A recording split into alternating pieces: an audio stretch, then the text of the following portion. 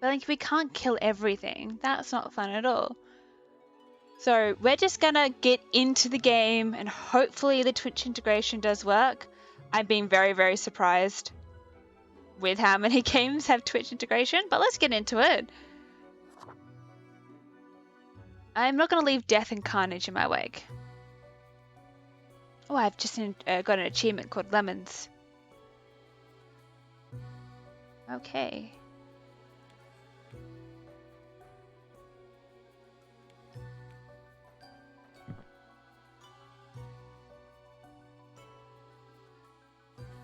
Oh, this is Fate, Keeper of the World Order. I thought there was actually going to be text, but there isn't. Alright, so... Got a spell book. Requires lemons. It moves it, must I? Blinky! At least let's just wait before we get into this. What a dramatic sigh. Okay, the music is pretty good. Please let me know if you can't hear anything. I have tried my best to hopefully get the sound right. Oh my gosh, it's the Beatles. Going to the market to probably buy those lemons. Yep, look how many lemons we got. When fate gives you lemons, can do a ritual? Maybe? Excuse me, sir. Excuse me, sir? Ooh, he is mad.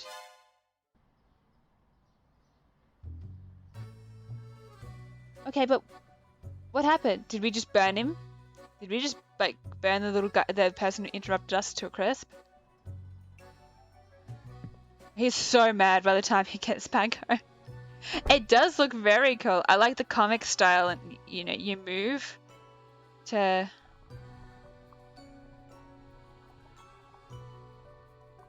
go through the comic. Alright, ritual time, friends. Look at us! Look at us! Oh, okay, we get to character creation. Let's go. Oh, ho, ho.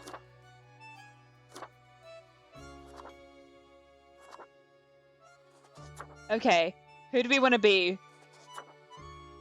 The Nightmare? The Nightmare Grim Reaper? Oh, thank you so much for the lurk, Blinky. Hope you stay safe and cozy. You're going, returning for a resupply? No worries. Or do we want the Sugar Skull look? The golden look? The moneybags look? I don't know what to call this. Other than a grim date night look. Ghost Grim. I think it's pretty cool. Or just the OG Grim Reaper. I really like the idea of the ghost one. That seems pretty cool. OG is pretty nice as well. That's what I'm looking at. Let's have a look at clothing. Blue. Oh, a grey suit with the yellow thing. Red suit. Oh, black suit with a little. That will look good with this. Oh my god. Did anyone call for the 80s? 80s? 70s? Leopard print? The era of leopard print? Oh, the classic black suit. Harley Quinn. That's all I've got here is... Fair enough. Oh, Sally? From Nightmare Before Christmas? Fun times. Oh, flames. Okay, there's so many cool looking outfits.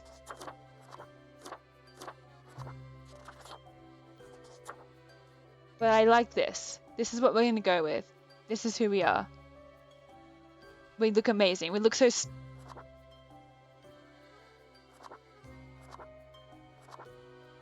One second. No. we're gonna go for this suit. This suit here. Yeah, we look so snazzy. All right, time to begin the bureaucratic life for us. Finally, the new spawn has awoken. Spawn? Excuse me.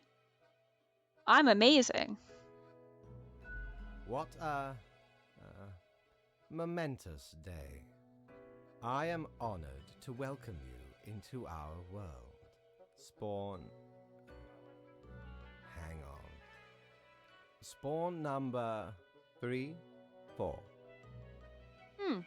So you've attempted this 34 times, and no, 33 times, and you were like, you know what? The 34th time I'll get this right. I love the cat though. Best character is this cat. I am Fate. I am the keeper of world order. Now, when I think of Fate, I don't think I would imagine a gentleman with this amazing bright yellow bow tie. And I feel like I've been missing out. I'm going to go through my usual thing of I'm going to be very, very polite this time around. Maybe. You know what? Yeah, I'm going to put on my office persona, be very professional. Hello, a pleasure to meet you. Oh, a polite Grim Reaper for a change. This is a good start. You got some good lemons. Welcome to your new job as an overseer of Cosmopolis City Subdivision 4, the Sun County Wine Region. That's a lot of buzzwords. It just feels like a lot of buzzwords. Cosmopolis? We have our own version of, like, the Cosmo version of Superman? Cosmopolitan version of Superman? But the Sun Country sounds fun. I know what you are thinking, and yes, your assignment is choosing humans who have to die. Pretty standard stuff.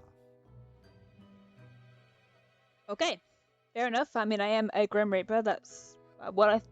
Actually, I don't know. Did I think that the Grim Reapers choose who die, or did I think that Grim Reapers are the ones who just collect on the souls? Like, small second, it's time to theorize here. Because in my head, I would have thought Death had the choice, had to make the decision on who passed away, and then he said the Grim Reapers. I feel like it's not just the one. But the Grim Reaper's out to collect those souls. But then again, I think I've seen a few... I'm sorry, I just punched my microphone. I've seen a few games where the Grim Reaper has like a list and it's like, is it your time yet? Oh, it is. Time to die. Also, I'm really wondering if this is cozy. Maybe I should put a warning up. Maybe not a cozy stream.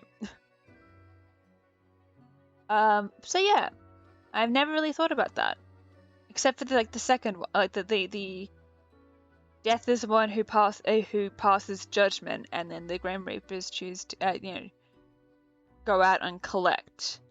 But here I'm choosing who passes away, and I don't go out and collect. I'm obviously a pencil pusher, a pen pusher, a paper pusher. I'm in an office. I've got my own little cubicle. I have a half an hour lunch break. 2 10-minute breaks if I'm lucky.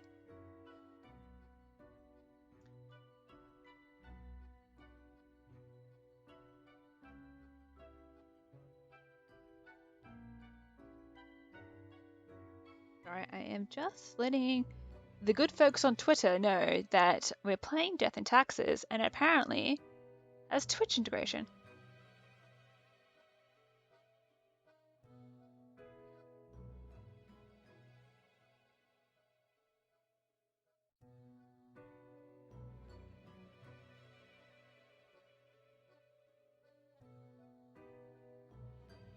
There we go. Sorry about the pause there. Okay. Enough. As it is your first day, try to get to know the system. And do not destroy the world, yes? Gallows humor, you see? Right, yes. Clear? First thing I can't remember what I was going to say. Secondly, does anyone else think Fate sounds pretty dang good? I could listen to him read an audiobook. I'll probably fall asleep. Anyway, am I going to be like outraged, saying I have to kill people? Am I not ready for this? Am I just going to be like, okay, whatever you say, boss? Or will I just be like, will I get paid for this? Do I get compensation?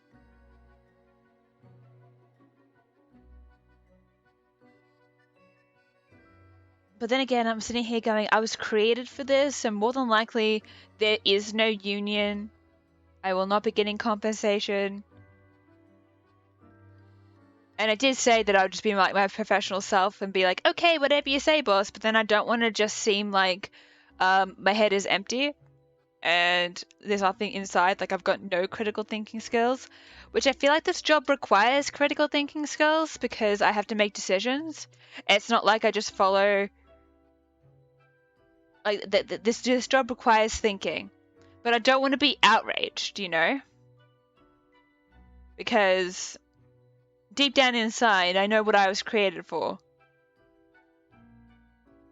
You know, I'm going to go for, will I get paid for this? Most certainly. The contract stipulates that every death gets a fair salary based on their performance accuracy. Oh, okay. So I'm not a Grim Reaper. I am a death. So in this world, in this thing, Grim Reapers and death are synonymous. That makes sense why I'm making the decisions. But we get a salary, but it seems like it is commission-based salary. So if I don't do particularly good, I don't get paid. Rather than I get an actual wage and then a bonus on top of that for doing well. So I feel like I might need to bring this to a union. Marking profiles correctly is the most important task. If you mark more or less than necessary, you will not get your fee at all. Okay, so I just have to... Okay. That kind of makes sense. Just, you know, work within the parameters. Errors in secondary tasks will reduce the total even if the primary task is executed correctly. Nice pun. Nice. He's got puns. I mean, mind you, he's probably had a really, really long time to work on them. Okay. Remember, the fate of the world lies in your hands. Humans march towards the great dying. They always teeter on the precipice, creating endless chaos. But I thought you were fate. Shouldn't the fate of the world be in your hands? But does that mean because I'm you made me, I'm technically the extension of your hands, and that's why you said that? You may have given me too much thinking power. Take it back. We keep humans from falling off. We establish the equilibrium and keep the chaos in check. For that reason, your actions will have consequences. Alright. Fair enough. Where do I work? I will show you your workplace right away. Follow me. One more thing. This will be your 7-day evaluation period. When the week is done, you will be assessed. Okay, so it's kind of like instead of a 3-month probation period, I get 7 days. Fair enough. I mean, something maybe this serious, you kind of need that smaller time frame. But then again, I would think that even during a probation period, you would just have performance reviews. So maybe this is performance review and not a probation period. Honestly, I don't know. I feel like I'm missing a lot of stuff, but I don't need to know as much as I think I 1 do. week to show us what you are made of, Reaper. I like that I keep interrupting myself. Like, I'm chatting along, saying things, and then I click continue, and then I forget that he speaks, and then I have to just be quiet and cut myself off so that I can let you guys hear. And then I forget what I was talking about.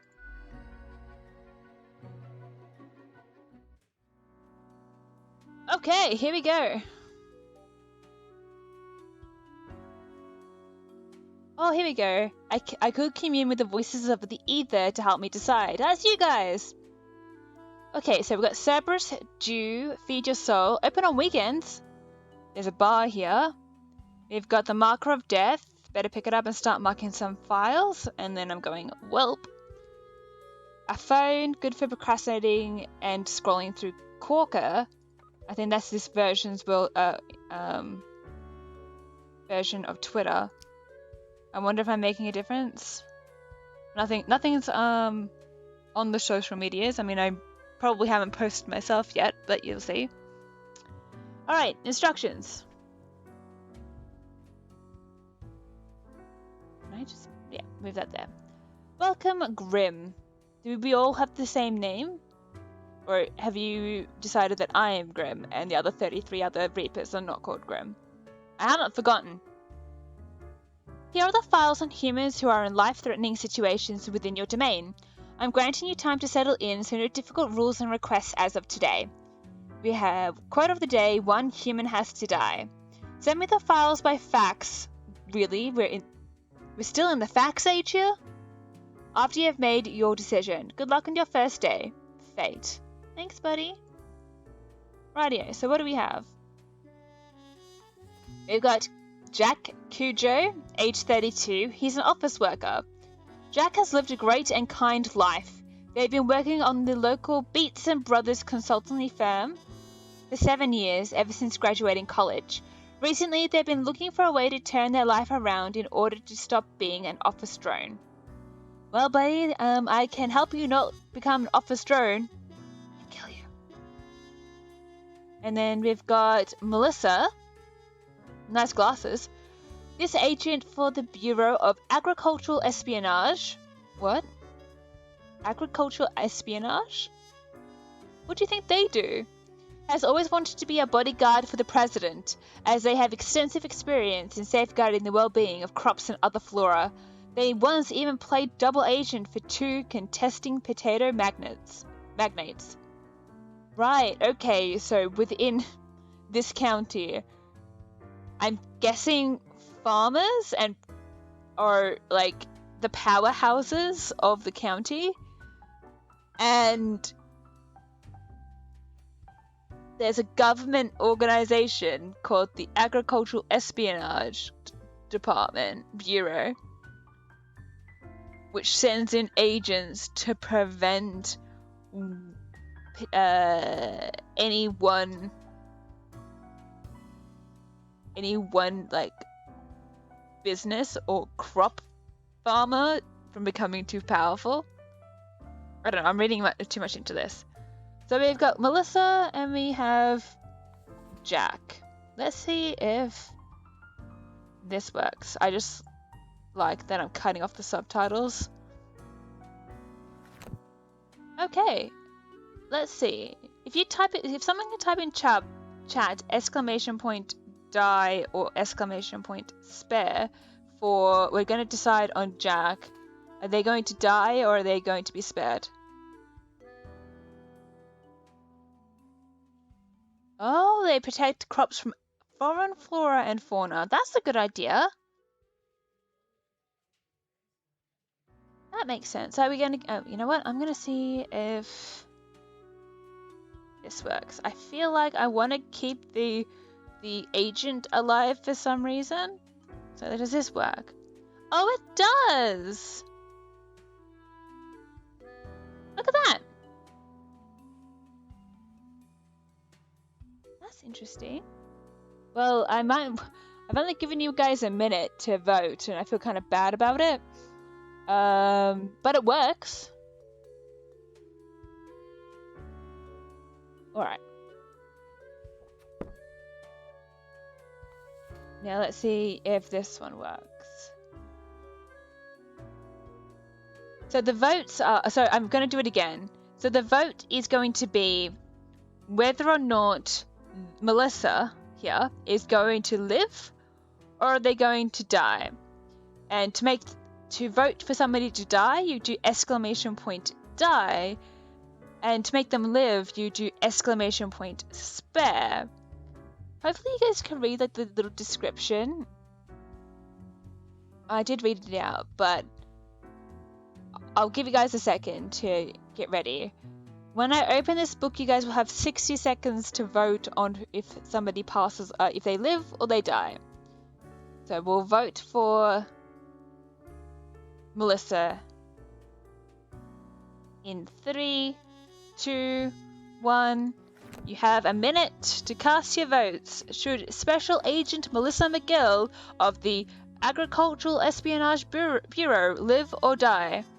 Type exclamation point die for her to die, or exclamation point spare for her to be spared. I know what I'm going to pick, so I'll put my vote in.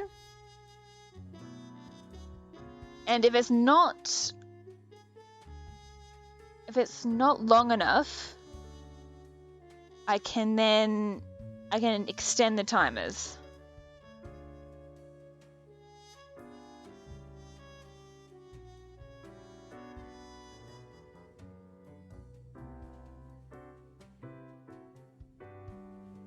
We'll just let people keep casting their votes. Or hopefully they can cast their votes. We've got another spare.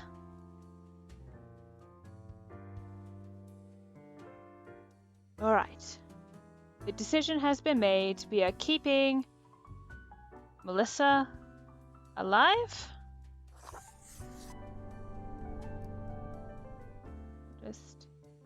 And good old Jack here, good old office worker Jack, is also going to pass away. There we go. How do I fax? Do you want to confirm your choices? Yes. Fax them off. And we've done our first day. Oh, the Grim office. Look how cool we look. There's me. Oh.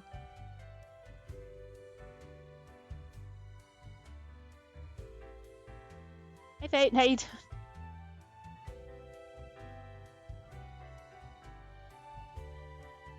What ho, customer! Welcome to Quartermaster Mortimer's Plunder Emporium. As ye may guess, I am Mortimer. The Mortimer.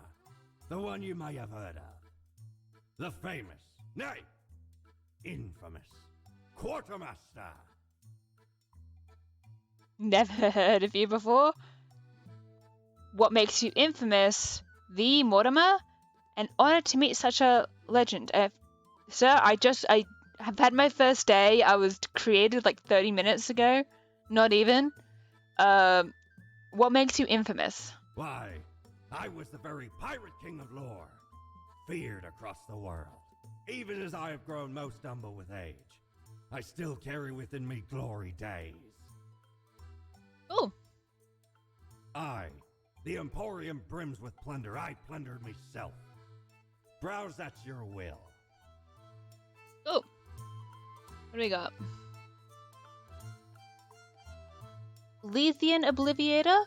The Lethean Obliviator is used to remove grievous mistakes, meaning it erases whichever mark you made on a profile. One use only. Plague Doctor. Sporting a super stylish beak, the mask hails from the era of epidemics, where physicians, with little to no medical expertise, tried to alleviate the suffering of the inflicted. An ill omen, but it really fancies up my visage. A looking glass gazing ultimately deep into the abysmal depths of the underworld, it reflects everything. Well, mostly just you. Alright, so we can get things here. Little items. Oh, there's the pub. No. Pub. Oh. I can't go to the pub? Hey, this guy's got a cool cape.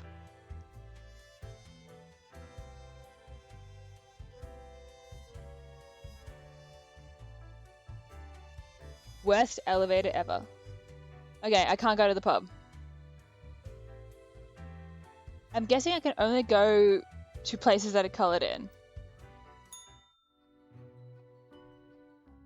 Oh, the new death spawn. Welcome. How was your first day? Okay, I guess. Good, good. I understand it may take time to get acclimated. Everyone goes through that phase. You say I'm going through a phase? Remember, lives are on the line. Is that another joke? That one's not as funny as your other one. I see exactly one person perished today, as tasked. Did you figure out the best choice? There were only 2 options. Indeed. I am glad you are paying attention. In the future, I may require you to make more difficult choices. Great. Such is the unfortunate, indisputable, incontrovertible, ironclad law of cosmos. Question? No questions. Because I don't. No. I'm supposed. You know what? I know. I know I'm supposed to pick people who are supposed to die. You are to mark the profiles I send you with the marker of death, For a pen. choosing who lives and who dies. Afterwards, you fax the files back to me. Any specific daily requirements will be noted in the letter. Not that difficult, yes? Yeah, that's fair enough. A new day awaits. Off you go now. Okay. Why do I feel like that office worker was going to be really great at something? I can go to sleep. But I also got money. Do I want a widget? You know what? No. Oh, a dressing room. So this is where I can put the mirror. Can I go to the bar though? Here I am. I just want to go and. Damn it. All right, we'll go to sleep. New day awaits tomorrow. All right. Oopsie daisy. That's obviously my office building. Now, do we get new items every day? Again ye honor me, tiny abode, with your visit. Alright, what do we have? Ears of the Beast. A pair of cat ears will look really nice on me and inspire all the felines of the world. Just don't talk or even think about the film adaptation of the musical, which I've never seen. Particular flex twirl disquietingly inside this glass globe, never settling. In the middle of the storm stands figures too difficult to discern. Everything seems to be in a state of constant transfiguration. The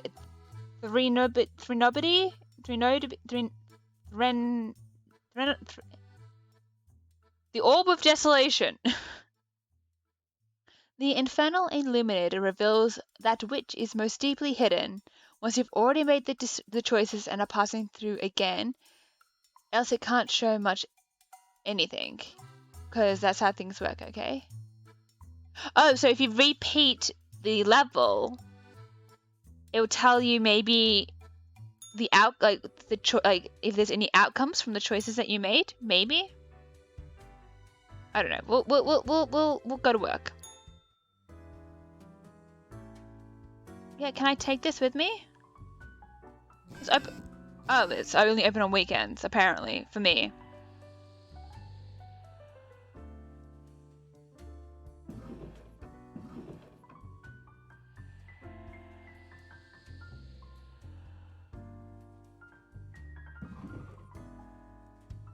One second, sorry. Good for organizing stuff. I wonder what's inside.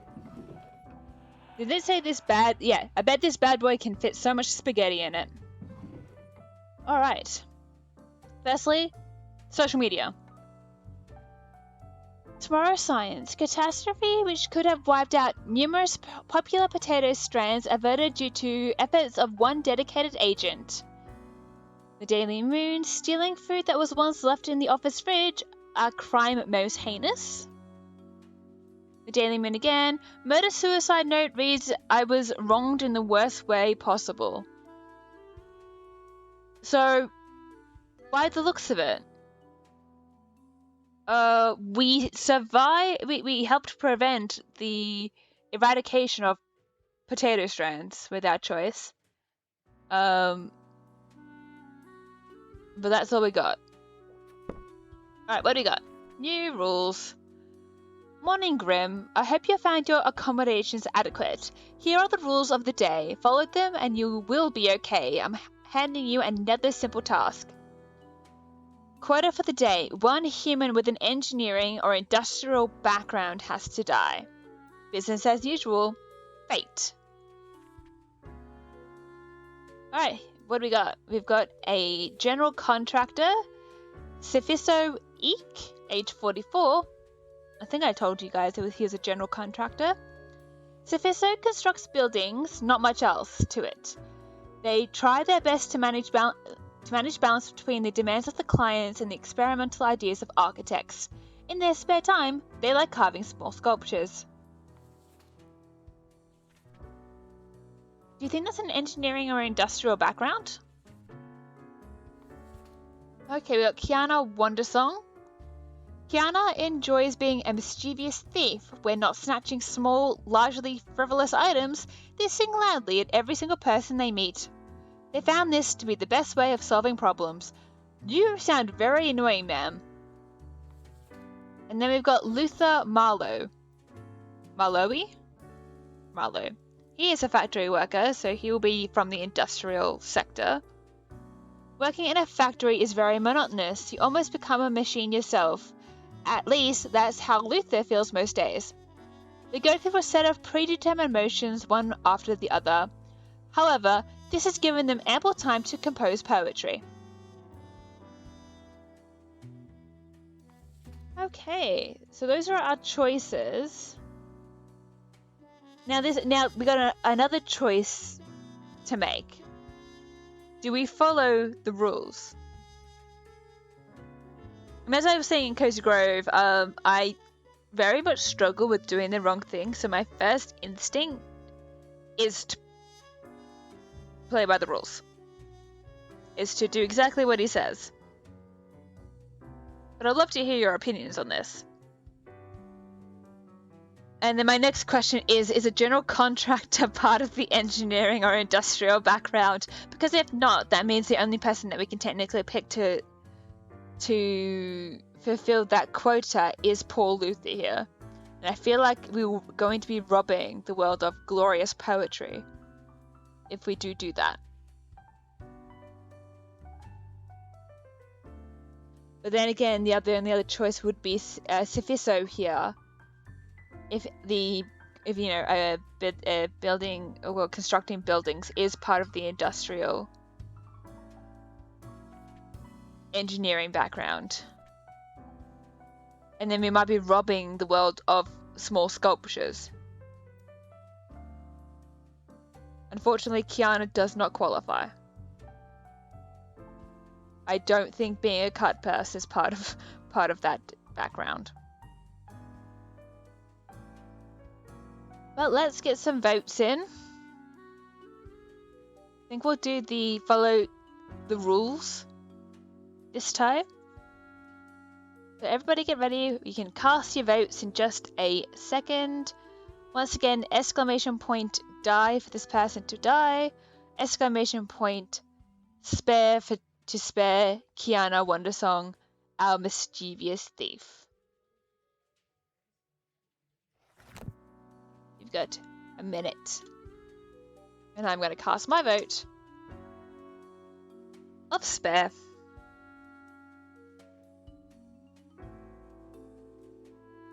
No pressure, you guys don't have to vote if you don't want to. But I thought I'll let you guys have the choice. You can vote if you want to. You I don't know where I was going with this.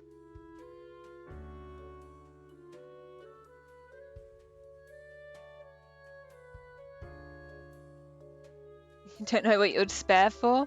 The only reason why I'm sparing this lady is because she doesn't fit the criteria of the industrial background. The only reason why she's surviving. Otherwise, if I was doing a disobedient run, I would probably sacrifice her because she sounds so annoying.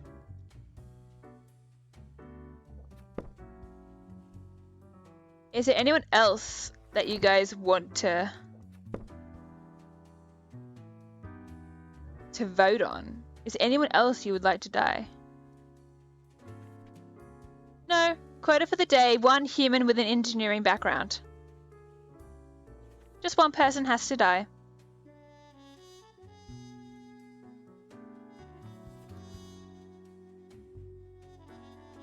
Alright. Yeah, we're gonna go for the 44-year-old general contractor who I don't know meets the criteria. Or do we go for the 38-year-old factory worker who definitely meets the criteria, but, you know, does poetry in his spare time. Small sculptures in his spare time. Does not contribute to society in any meaningful way, but we're going to spare them.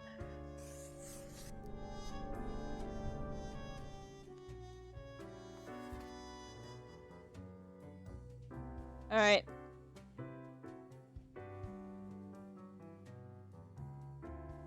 I don't know. See, unfortunately, if this does count as engineering, my personal opinion would be this guy. But I don't know if it counts or not. Was there actually no decision to be made? Was this our only choice? Alright, let's vote on Sifiso, the general contractor. Architect is engineering. He's not really an architect. He just constructs buildings. I mean, it does make sense. Let us vote on Sifiso. 1 second, I'm going to close the book very quickly. I'll give you time to get ready. We're going to be voting in 3, 2, 1. It counts. If it counts, then unfortunately this guy's paying the ultimate price. Doesn't count, Blanky. I'm coming for you.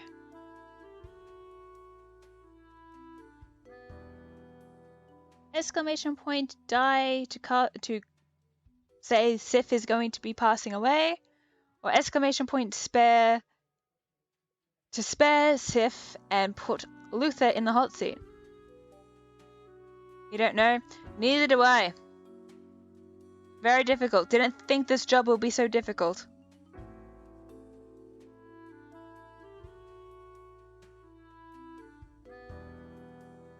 We play by the rules. Let Sif live.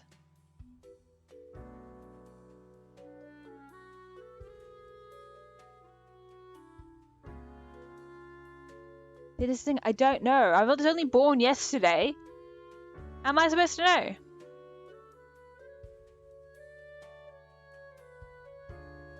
Alright. Currently is going to pass away. Let's vote on this guy. Let's see if we can get you guys to vote on if anyone wants to vote on this fella.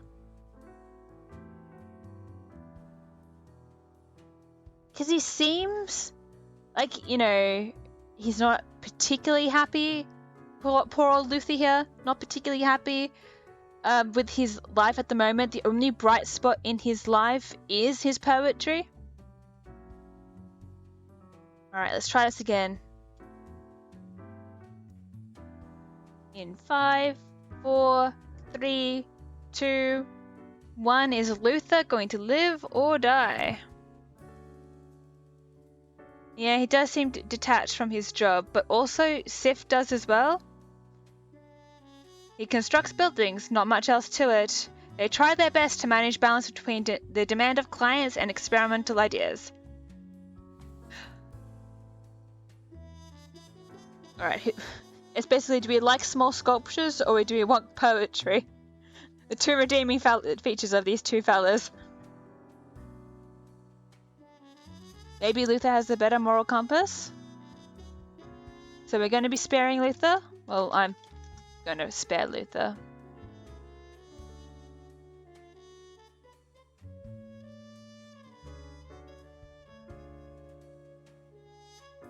We'll see. We'll see what our choice ends up with. This is what this game is doing, is being like, we could just be like, this guy meets the criteria, off he goes, and not really read too much into it. But here I am reading too much into it. Alright. This gentleman is living. This gentleman is passing away. And I feel terrible.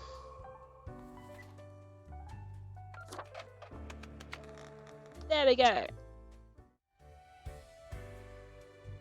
I don't like that I have to have a constant meeting with my boss after every day. Like, that just seems a little bit excessive, but sure. Grim, how was the second day on the job? Good. Good. Thank you. So, did you follow the rules properly? Maybe. I don't really know, because again, not 100% convinced. Everything looks in order, as far as I can tell. And it is my job to tell these things. Alright, Blanky, you are okay. Apparently he's fine with a general contractor being in the industrial sector. So you've survived. Also, he's, everything looks in order. God gosh. Yep. Hey, you look cute. I didn't think you had yellow eyes. I knew you had the blue collar. Maybe I wasn't looking hard enough. Continue the good work, and do not let tough choices get you down. And I get a vacation. I feel like it's too early to ask for this, but I'm going to ask anyway. Nope. You know what? I expected this answer. It's because I'm on the probation period. Rest well. You will need it. See you soon. Bye, Fate. Ah, hello, kitty.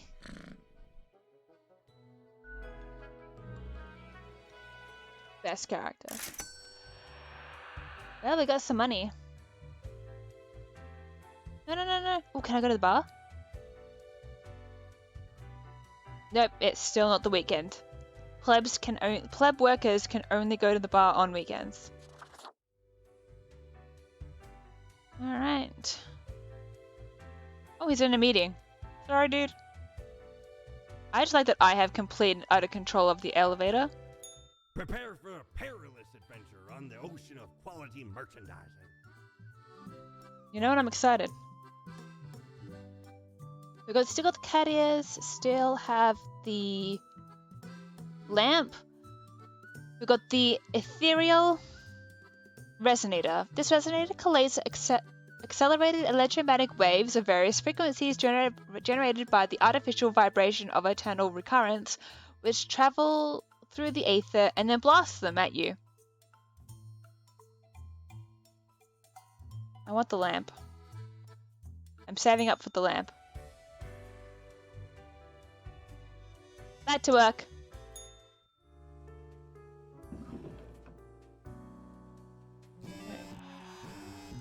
In you go.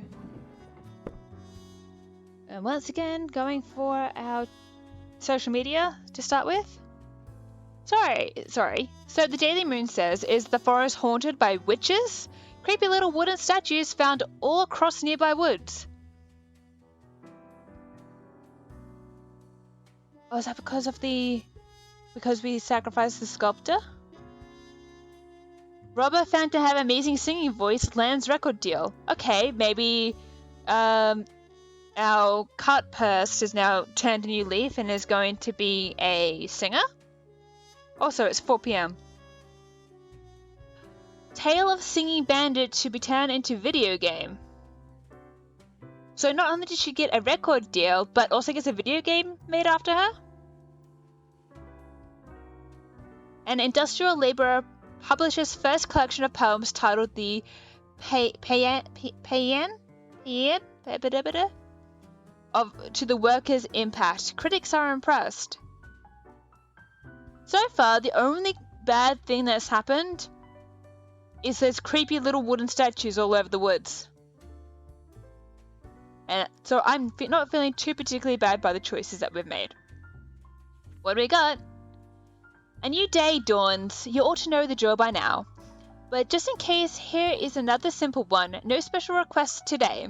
Try to follow the rules and choose the appropriate profiles and send them to me by fax. 2 people have to die today, and that is it. Perfect. Let us start with the person on top. We have Chloe Miller, 29, rock climber. Chloe is constantly training to conquer the Rockworm Peak by free climbing the full height of it for charity.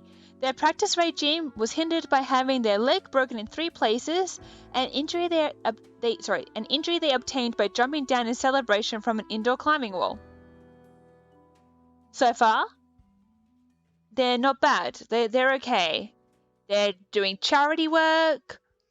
If they manage to conquer the Rockworm Peak, they've really achieved something after a devastating injury. You know, they've got something going for them. We've got Leo Bojarski, age 67, politician. Also, she's young, so, you know, she's got a full life ahead. Leo has been in politics for over 40 years, and in that time they've worked hard on relaxing the government's meddling in the real estate market. Although nobody has found proper proof, there have been rumors that Leo has taken many bribes from a number of realtor agencies. See, there's no full proof that he's been accepting bribes.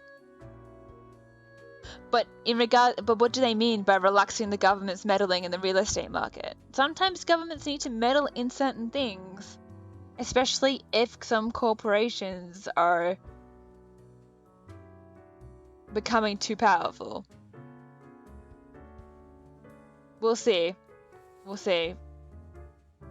We've got an airplane pilot of age 47, Columba Hunter. Columba is a distinguished war veteran, these days working as a well-regarded passenger airplane pilot. They're happily married and have 5 children. As a hobby, Columba is extremely interested in the history of religious buildings. Now, I'm worried that if we kill this person, he's going to be in a plane, and everyone else is going to perish with him. I think I may have my catastrophizing happening currently. Maybe I'll tone it down. I'm a bit. I also don't know what you mean by extremely interested in the history of religious buildings. Are you going to be like interested as in like National Treasure interested, or interested as in, you know what? I don't know where I was going with this. Alright, I don't know about you. We've got, I don't know how to pronounce this. Jelizaveta Royberg? Age 82. She's the queen.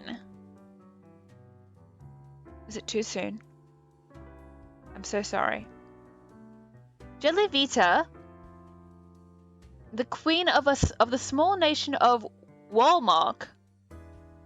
Walmart? Walmark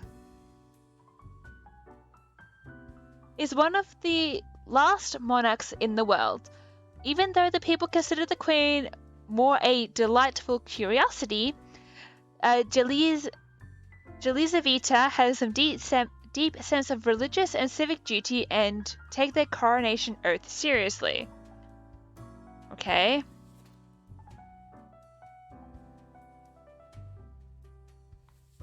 Then we've got Martin Baltimore, 26, a sailor. Walmart, exactly. Martin loves huge battleships. The bigger, the better. What else? What do huge battleships have? Huge guns. Martin also loves those. Martin loves so many things about working on an enormous battleship that they can't even verbalize them all.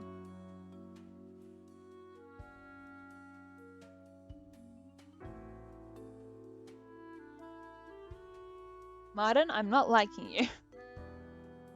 Based on this one paragraph, not a fan.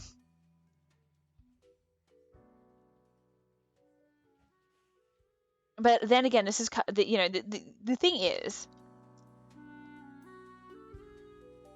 a lot of this is where it's going to get a little awkward. This is where we're getting into the non-cozy territory.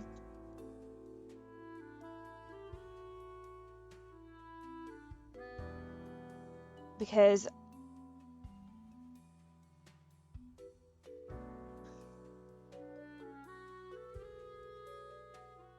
yeah, all right. Let's have a look. Let's have a look. Let's go through these again. Let's go through these again. So, Chloe doesn't sound like too bad of a choice to let live. At this present point in time. I mean, I'm sitting here like trying my best to think of this is how I'm kind of trying to unfortunately like work it out. It's like who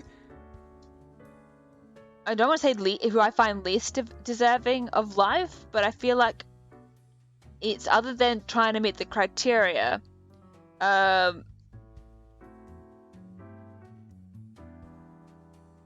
It's who would squander it, I suppose, the most, or do more damage.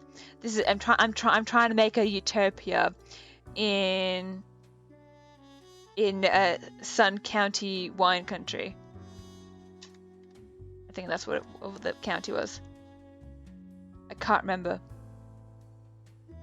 So I'm sitting here going, so far Chloe doesn't, not going to bring too much to the table, except for, charity work. So someone's going to be benefiting if she manages to complete this.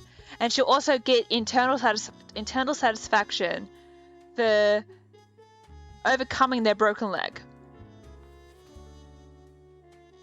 So that's why I'm like, Chloe's not too bad to have alive.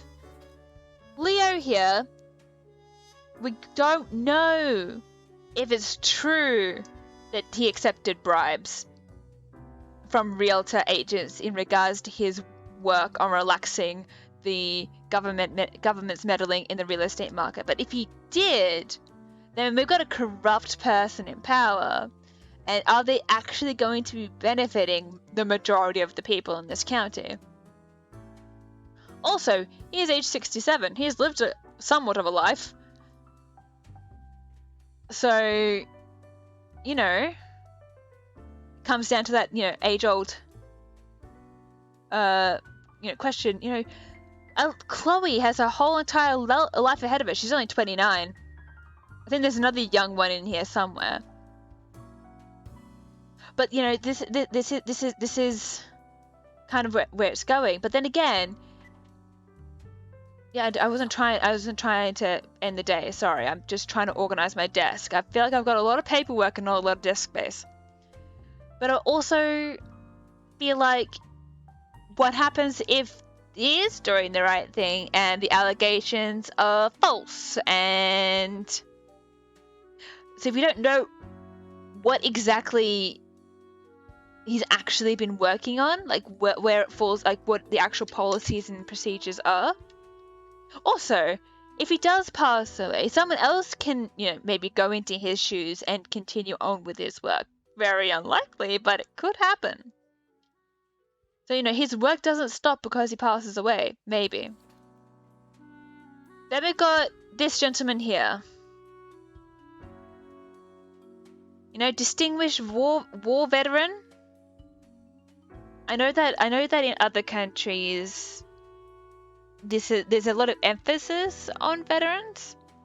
So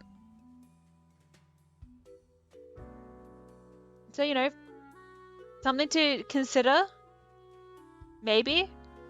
But these days, he's just working as a well-regarded passenger airplane pilot. So he's working. He's doing a good job, hopefully. Don't know if he's crashed any planes, doesn't say here. He's married and has 5 kids. Makes me less likely to wanna do anything to him. Don't want to leave those 5 kids, fatherless. Don't want to, have his wife become a widow. But then again, I don't understand what it means by being extremely interested in the history of religious buildings. I know that Blanky at one point was talking about something like 9/11, but I don't think that's like a religious thing. That's just a historical thing. Yeah, PTSD is a thing, that is fair, but it's not really mentioning that he's suffering from it. He seems pretty well rounded. It's just the religious building thing is a little sus. It's because I played Dragon Age 2. I played Dragon Age 2, and my brain is going towards, spoilers, Anders and what he did in that game. That is one I'm seeing from good old Columba here.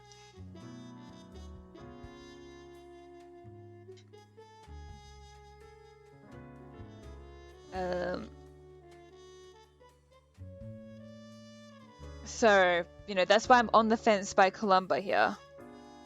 Now we've got the Queen, the last remaining Queen. I feel like this is really hitting close to home for people who are maybe in the Commonwealth. She's also lived a very long life. We don't know what she's done along her reign. Would things be thrown into chaos if the last monarch of the world passes away? She's going to have to eventually, that's the thing. Who will step into this role? We just don't know. They take their coronation oath very seriously, which is nice to hear. No, I know, I'm just moving the papers around. Fate is so excited. What is Warmuck though? That is the country. That is the fake country. That Jelizaveta is the queen of. The queen of the small nation of Walmark. Which I don't understand why that's in my county. That doesn't really make a lot of sense. Maybe she's just walking through, and thus I have jurisdiction over her? I don't know. And then we have Martin. Now Martin rubs me as much the wrong way as Leo does. But I think he actually does more because Leo's a little bit ambiguous, where unfortunately Martin just is like, there's not anything really bad about huge battleships, but then my brain is seeing I'm from Australia, I'm not from America, we have different laws here, so when I see somebody being like, huge guns, I love those, it's a little bit of a red flag for me, because it's just like,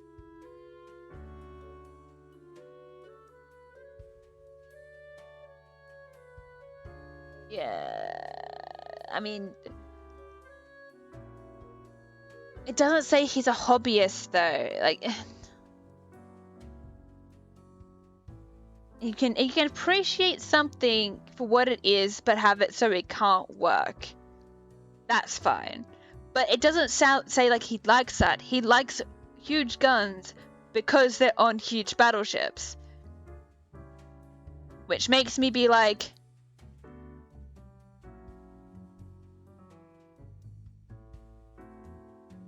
thus. But I know I can't say he doesn't, yeah. So it's just one of those things. It's like, because of the way my brain works. Unfortunately, Martin is just like,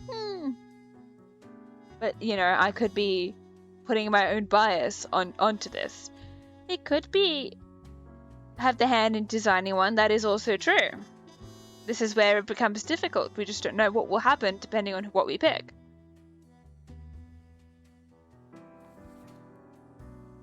Anyway, we've gone through our choices.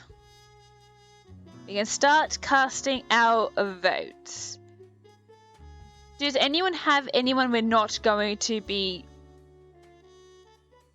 like? No, like are there some people that we're not decide like are definite in the nose? Like they're going to live, because I don't want to have to like vote on every single one where we can be like, yeah, she's fine to live, he's fine to live, they're fine to live. We can just be like, okay, cool. But the ones we're umming and ahhing about, we can put those up to a vote.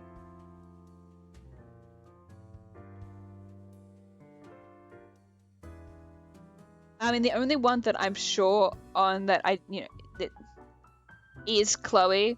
That in my head, that's the one that I'm definitely being like, there's no real reason to decide on Chloe.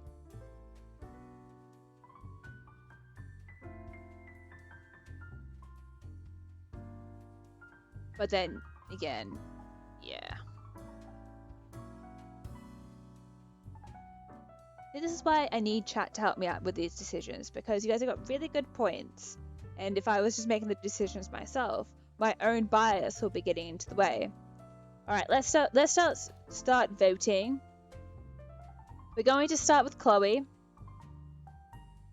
So get ready to type spare, exclamation point spare, or exclamation point die as to whether or not Chloe Miller gets to live or not. We have 1 minute. Starting now.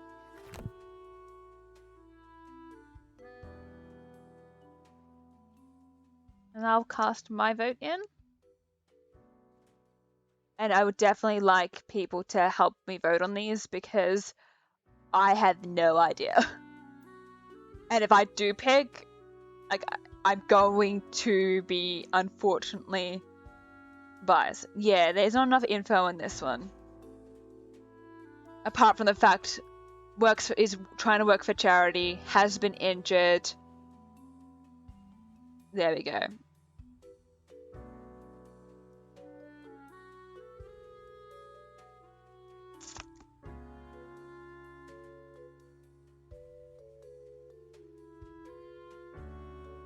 Also is young. Not that anyone who's like no age really should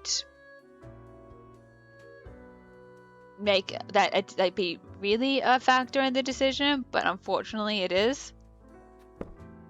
But it's also, you know, instead of, it could go either way. Like, she's young, she's got so much she can do in her life, but all those decisions she could make would be bad. But we have voted on live, so there we go. Thank you, Chloe. Next in the list was Leo, our politician. Do we think at age 67 he has done enough in his lifetime to be like, this one can... He's ready to go. He's a little bit sus. He could be fixing the real estate market. They broke their leg in 3 places by jumping down in celebration from... jumping down in celebration from an indoor climbing wall. That's how Chloe hurt her leg. We're killing 2. 2 people are passing away. I'll leave that there. Hopefully you guys can see that.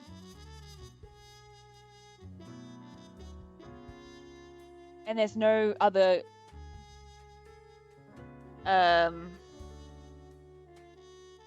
anything... There was nothing other than, you know, just 2. It's like 2 people in power, or 2 young people, or whatever. Shall we leave Leo for a second and come back? Or are we ready to pass judgment?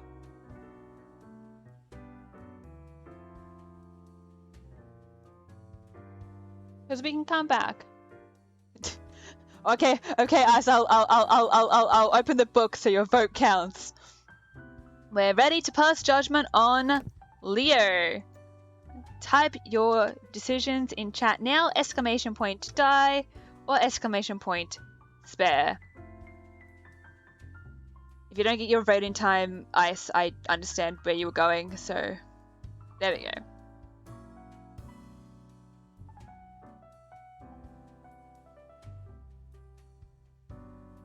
We're looking like this guy is not going to make it through these last 60 seconds.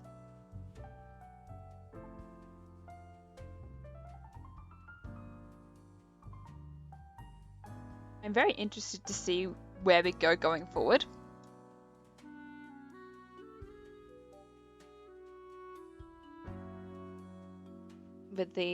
With not just the rest of this day, but like going forward.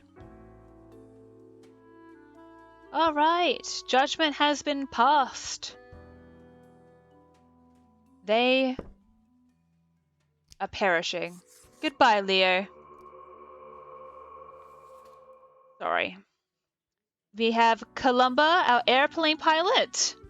Happily married, 5 kids, war vet, airplane pilot, but is extremely interested in the history of religious buildings. I'll give you 3 seconds to get your little fingies ready. Unless we want more of a discussion.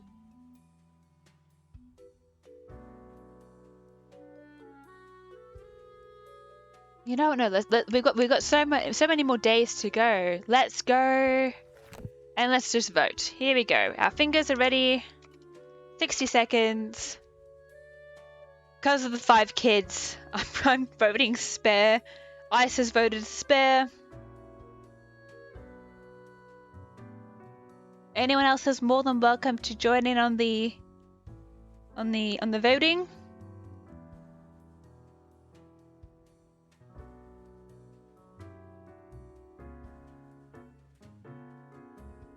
If you want.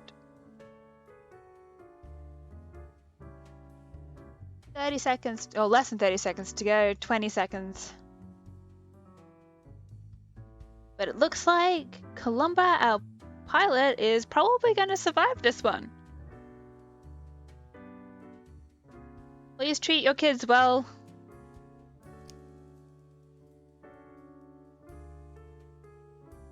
Just in case anyone manages to sneak in a vote.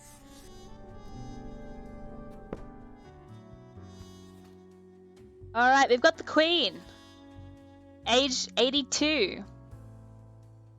Now okay, we're up to the really big decision now. Because I could vote the same way on both of these.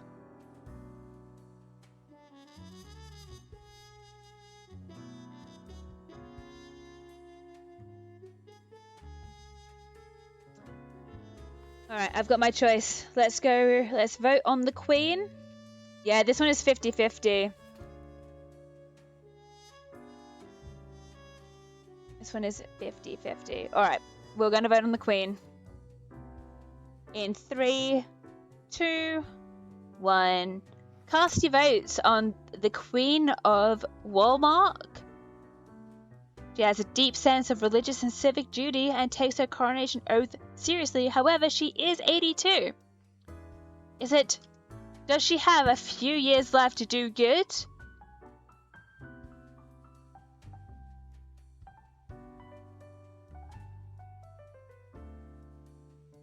I was actually almost about to write die.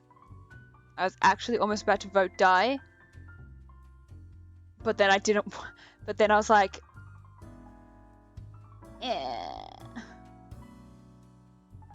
I'm gonna trust my gut a little bit. Not that I have a gut, I'm dead. I'm a Grim Reaper, I'm a skeleton in a fancy suit. It's so hard. I feel so bad.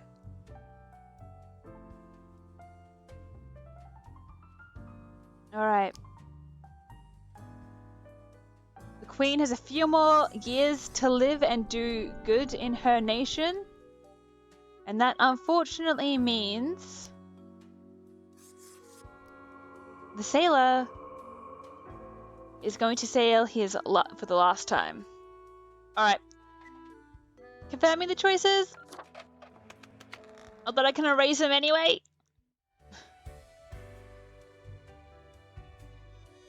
Oh yeah, I'm saving up for the lamp. Give me money for lamp. Grim, my latest spawn. 3 days you have been with us. How do you feel? Awesome. Balancing the world, getting things done. Fine, more or less. That's probably my thing. It's still a bit confusing. No, No, it's not confusing. The work is pretty straightforward. The decisions are hard. But do we feel hungry all the time? How is it even possible that we feel hungry all the time? You know what? I am pretty hungry, actually. I didn't find a snack on my break. Probably some of the psychic residue left over from the creation. Making a death is not simplistic alchemy. Bye-bye, boys! Have fun storming the castle! Hello, how are you doing? Thank you so much for the raid. Hello, Hyphen. How is everybody? Hello, welcome in, welcome in.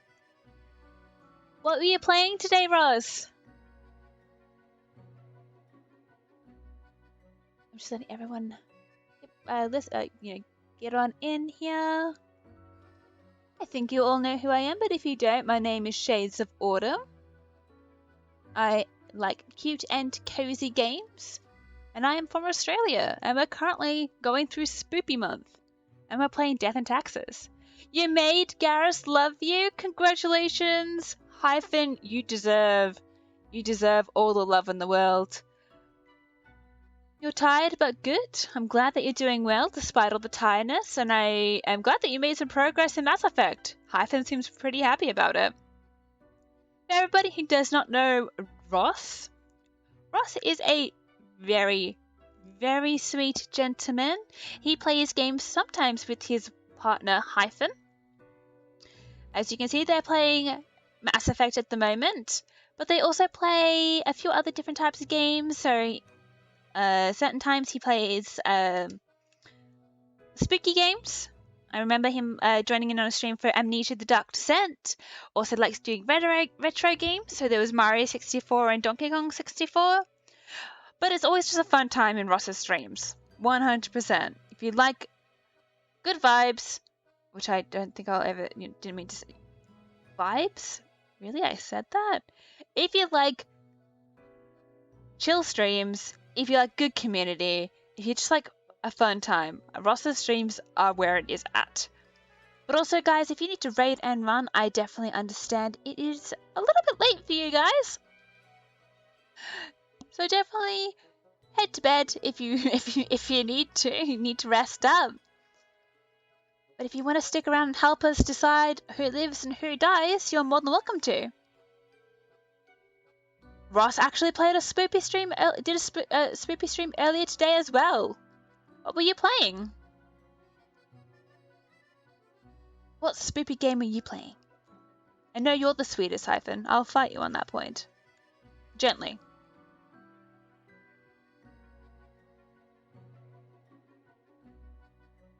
While we wait for some responses, we'll continue on Amnesia. Ooh, 5 times the spoops got you.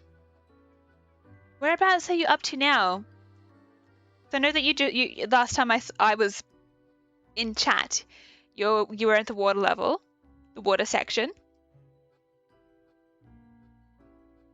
Whereabouts have you ended up now?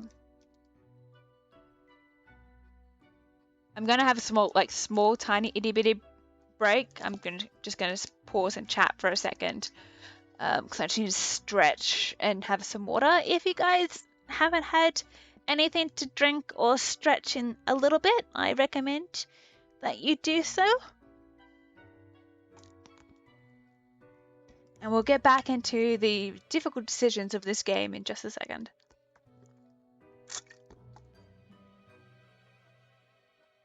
Oh, the prison. That bit is scary and difficult, from what I remember. I hope you're having fun though. I don't know.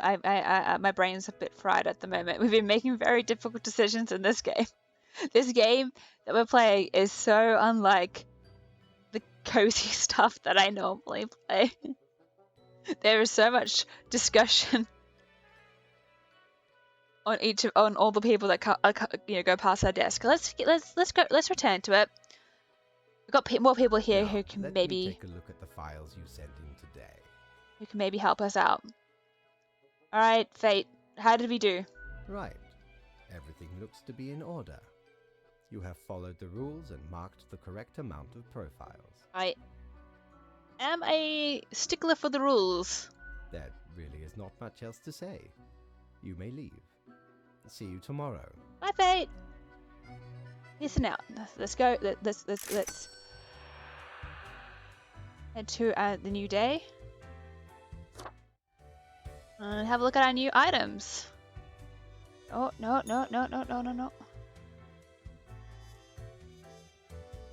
All right, what do we got? Hello.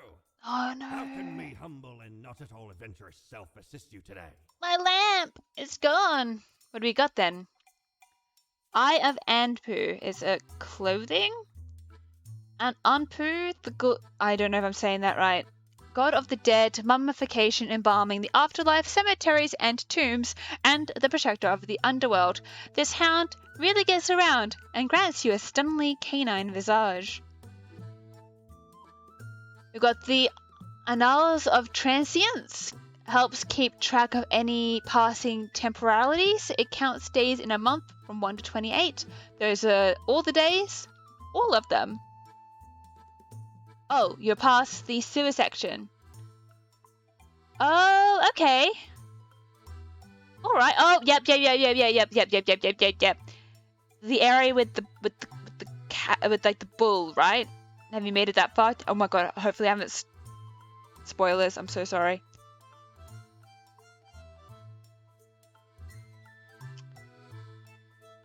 I'm just gonna not buy anything today, I don't think. I don't know why I would need calendars. Let's start our day. Let's start our day. Just put this money in here. You met a guy who's... Oh, yep.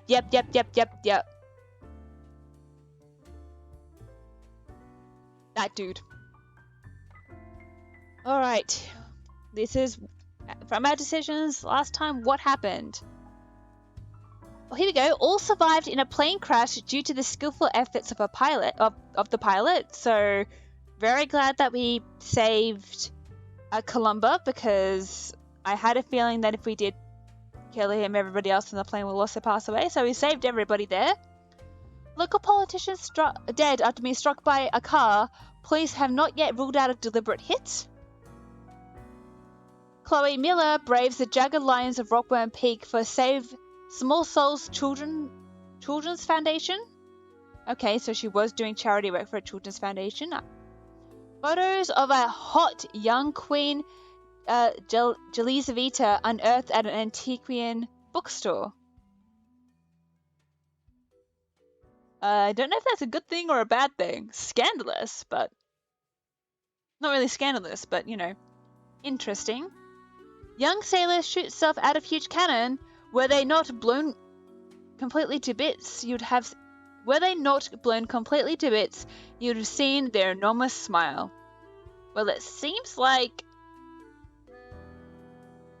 he was happy? Awkward. Okay. Grim, have you looked outside today? It rains. It has been raining for hours, appropriate to accompany the despondence within me. Well, here are some rules for you. 3 humans have to die today. Another day, another death. Love, fate. Well, I don't think he said love, but you know, that's what I'm going to assume he meant. Alright, who do we have? We have Christoph Semanis, age 35. He's a podcaster. Christoph, the other set of footprints, hosts a religion-themed podcast without trying to be a jerk. Together with a pal, they chuckle through life and odd joke always ready to be thrown at any moment. When not podcasting, they're secretly a wrestler under the ring name Benergis. Grim, I am watching. You should mark this profile to live. Oh, we're getting secret messages now. So fate wants us to have Kristoff live. Then we have Talia Al-Farsi, 64. They're a president. Talia is the current president of Formosa, recently elected after years of working as a professor of economic theory. They are known for being critical of exploitative structures and pushing for more wealth equality. They have 3 kids and 8 grandchildren. Not bad. They seem nice. You have Haith Omdal, age 28, unemployed. Haith lived in a small village for a long time. After the death of their trusty dog, they moved to the big city to pursue an app scene. So far, they have made a ton of useless mobile apps, but perhaps app number 98 will finally be successful. We've got Rektor Vinogradov, age 36, a gunrunner. Rektor was inspired to enter the arms trade when they saw a mobster kill a would-be assassin with an automatic weapon. They've compared the constant need for weapons to the human need for food. Recently, they've started to waver in their beliefs after they witnessed firsthand the destruction their merchandise brings. Tony Stark?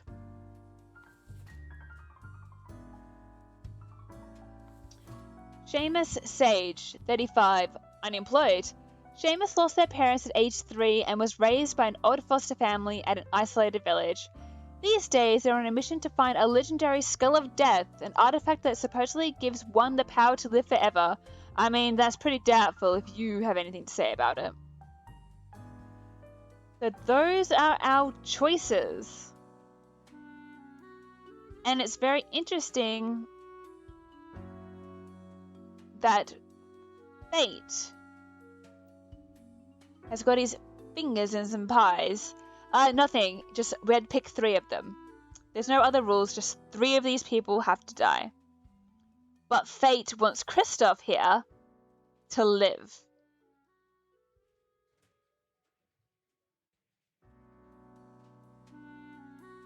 No worries, Hyphen. I definitely understand. Enjoy your rest.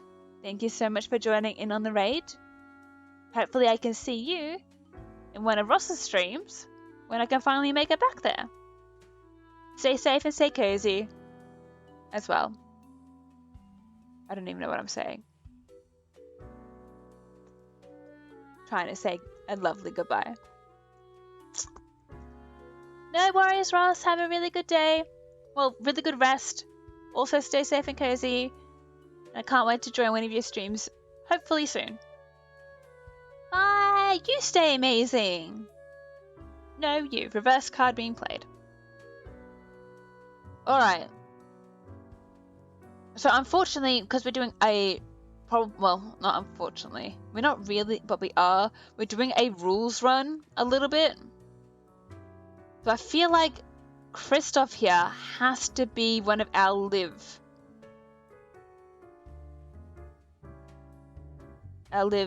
ones. If we're going to keep Fate happy.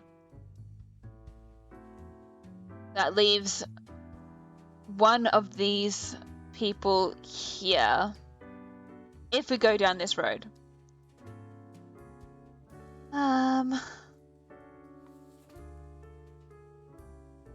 Haith. I feel like he's just... There is a chance that number 98 will be successful. There is a chance. And they've had a really sad start into their app journey. This is going to be difficult. Talia, I know she's older. But, you know, the 3 kids and the 8 grandchildren. You know, she's got a few more years left. I like what she's doing in the terms of her work. Not bad. But I feel like, look, I know Rector here has done not some good stuff, but he is wavering in his beliefs. He's got a chance to turn it around if we let him. Or he dies, and what happens then? Someone else moves in and continues the trade? Someone comes along and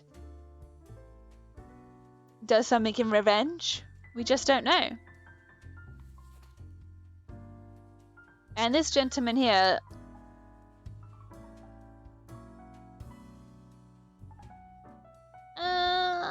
we don't really want somebody to find a legendary skull of death, because I don't believe anyone should have the power to live forever. And it's kind of hinting from fate that this gentleman possibly needs to it's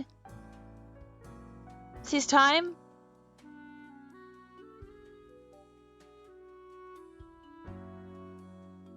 Yeah, this guy, do we really need to vote on him?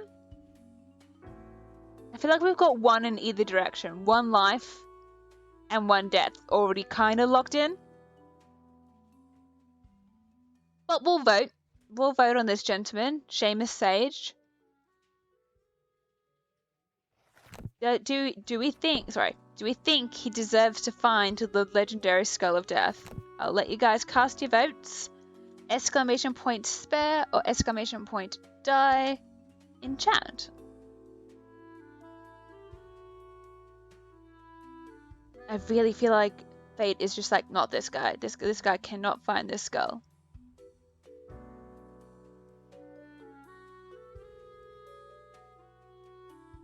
In my perfect world, I hope he finds his skull. Maybe if we finish the run, we can then restart and just do a whole disobedient run, and we can just let this guy live. We'll see. Also, I feel like if we let him live, like, the chaos would be too much, and something terrible would happen to balance out him finding the skull. Alright. And are we going to follow Fate's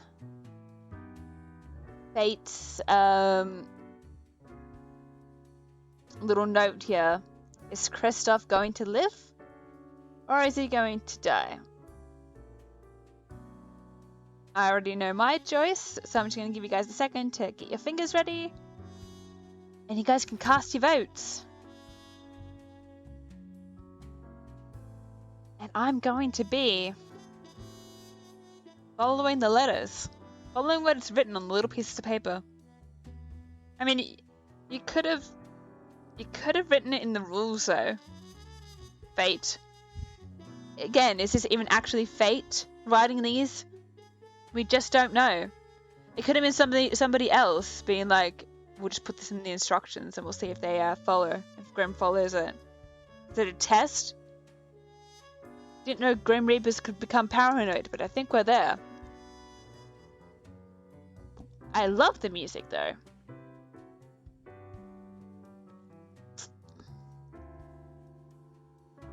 It's making me happy.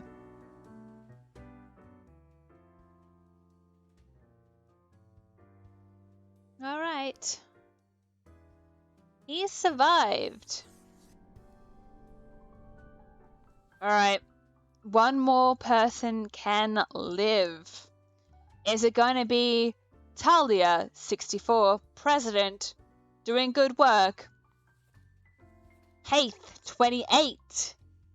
Do they get their chance at maybe mobile app number 98 will be the start of something great? I didn't mean to rhyme, that was a bit unnecessary. Or do we let Rector have his second chance and undo the wrongs he has done by being a gun runner? I know who I would pick. So I'm just going to start with good old Heath here. You got your pick? Alright. We'll start with Heath. Is he going to be able to live or die? Let's cast our votes. Starting from now.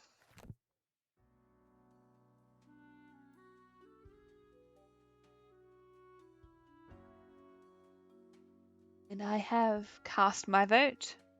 Oh, we've got a split. We've got a split. This is going to be good. This is good. We'll come back to this. We'll come back to this. Why should Heath Omdal survive, Vice? Why do you think?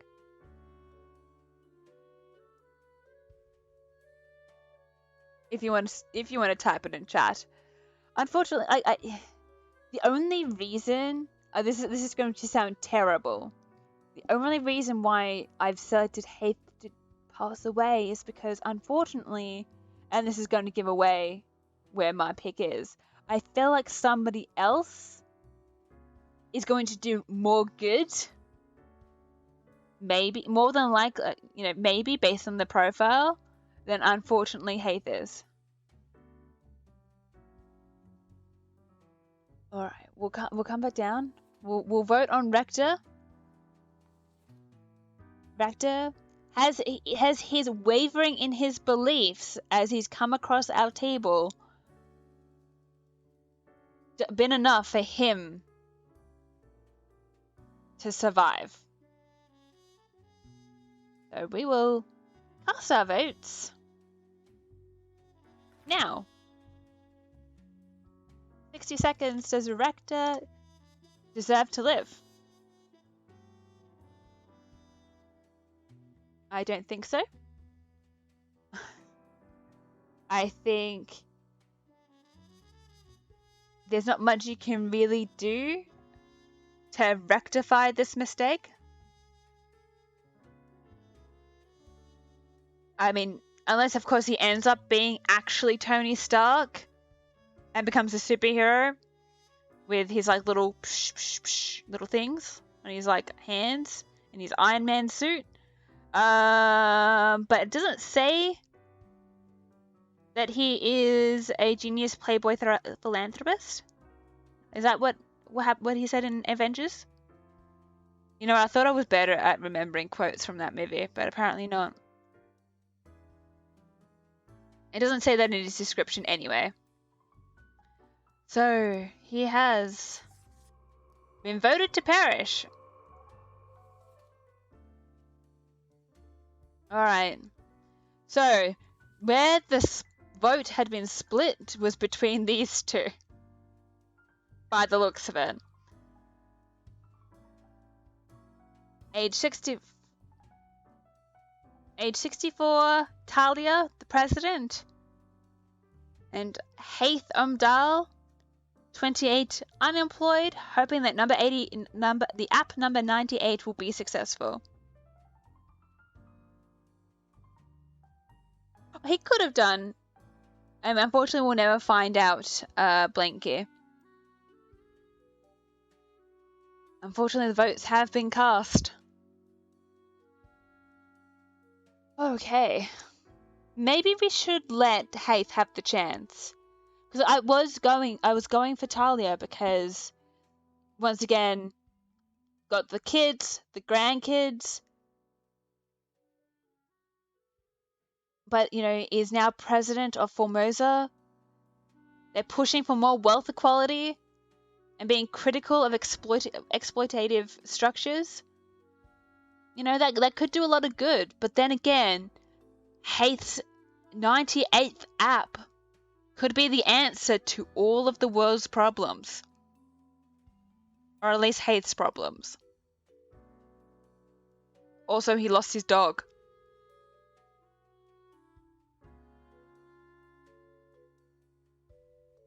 See, we don't know. We just don't know. Unfortunately, this is going to sound really morbid, But if he dies, he might be able to see his dog again if there is an afterlife in this game. This is really... This is bringing out the worst in me.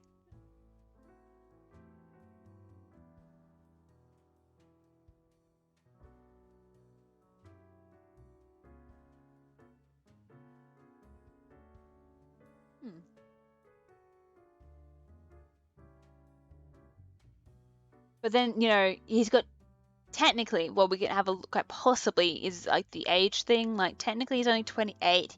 He could, if, you know, he doesn't come across somebody else's table, have a few more years to go. You know, he could do some good. He could make advances. He could do terrible things, though, as well. That's fine. Talia has had some good years, has been doing good, more than likely will have the chance to do more good, but she could also has more of, also has more of a chance of going across another Grimm's desk sooner than Haith would. It's a very difficult decision. And this jazz music is not helping.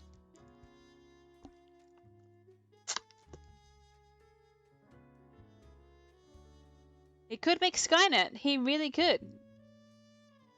We just don't know. App number 98 is Skynet. It could be. Or app number 98 could be an Instagram knockoff. We just don't know. We could take the risk. Also, Talia could just she could just be overcome with power now that she's president and go on a rampage and become a fascist dictator or something. We just don't know. The possibility is there.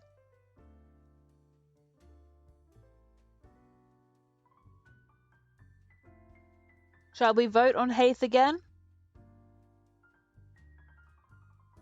I'm actually really at a loss. Like, I really don't know who we should go for. Like, who I'm actually going to pick. Like, I could flip a coin.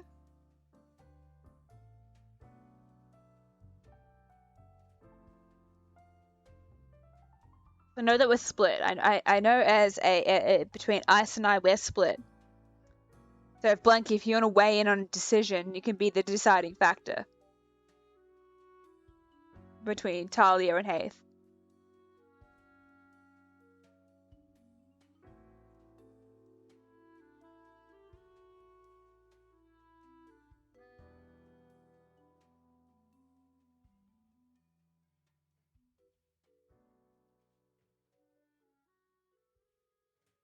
Otherwise, I'm just gonna...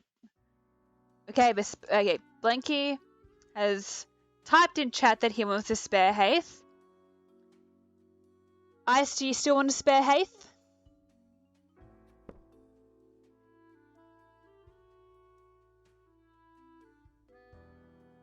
I know I'm not using the book.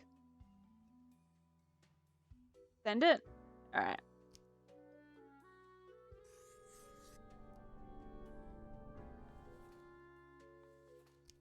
Sorry, Miss President. Your time is up. Please be a good app, Haith, because otherwise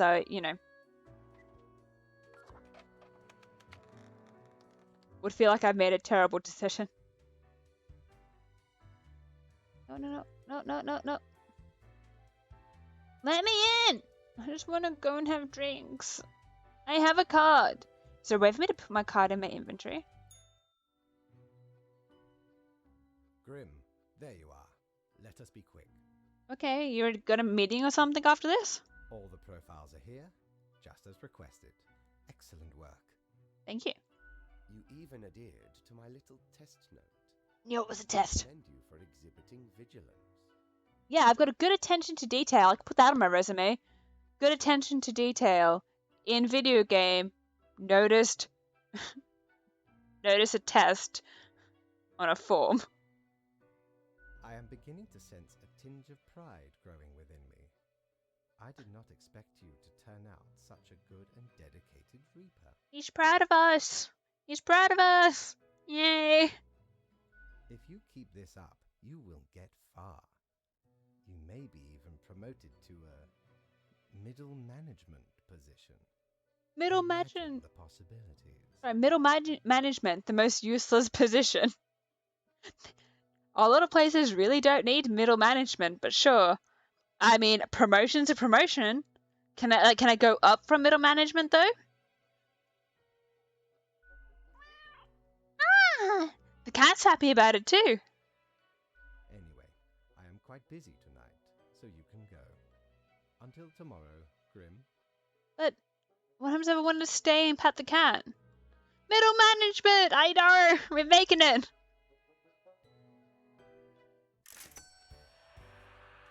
We have more money! This is a very nice looking building, actually. Alright. Next day! Let's have a look and see what is available in the shop. Have ye seen such deals before? 'Tis ye who plunders me. I'm not plundering anybody. Oh my god, a fidget spinner! It spins and whirs, it clicks and clacks, very soothing and helpful in times of stress. More to you, less to others. I am stressed. Oh, here we go. We can have the radio again. Or we can go for the...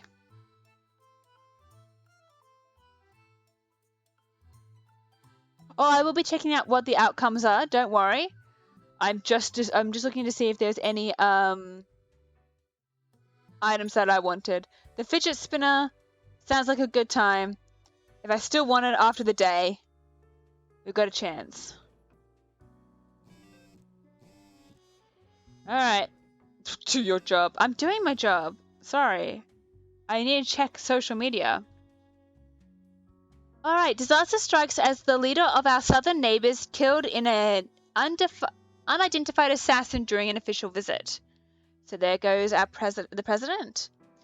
Intelligence agencies uncovering connections between the Formosan ultra-rich and the president and the presidential assassination. Okay.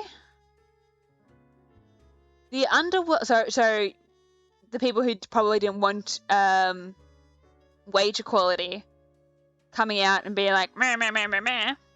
The underworld stirs as an illicit arms dealer shot in an abandoned factory. New exotic weapons popping up at gun-related crimes as of late. Damn it. So that didn't... So maybe we should have spared Vector. Maybe because... This is what I feared. Because he didn't have the ability to change his belief, someone else swooped in and kept putting the guns in, the dealing going. Private developer revolutionizes Handsogram. Finally a filter to remove my face completely from photos. I knew it. I knew it was going to be an Instagram thing. How did I know? Search for the legendary skull takes tragic turn. Archaeologists seemingly assassinated. There's a lot of assassinations. Boanerges injured during latest match against the Magus. Okay, so the boxer didn't go well in his latest boxing match. The Magus, is that Fate? Did Fate want to punch this dude? Boanerges revealed to be the host of sixth place hit podcast Creed Comrades. So his podcast was revealed. Oh, here we go. Science Today. Dormant plague bacteria discovered in permafrost waiting to be released. I don't like the sound of that. That's also hitting a little bit too close to home. Read our new article on the post-humanist perspectives for the future. That's by Utopian Vision. Right. Are we getting... I didn't think any of our choices would have affected this. The plague thing and whatever Utopian Vision is talking about. Okay, so currently, like this day is when I've finally been like, okay, maybe I made the wrong decision with Vector. I had a feeling that it could have got played out that way, and I'm really annoyed that I fell for it. Handstagram though, could blur out your face. That's what we want. Right. Oh, here we go. Good. You're paying attention after all. We cannot allow workers to doze off or become complacent, else mistakes may sneak into the workflow pipeline.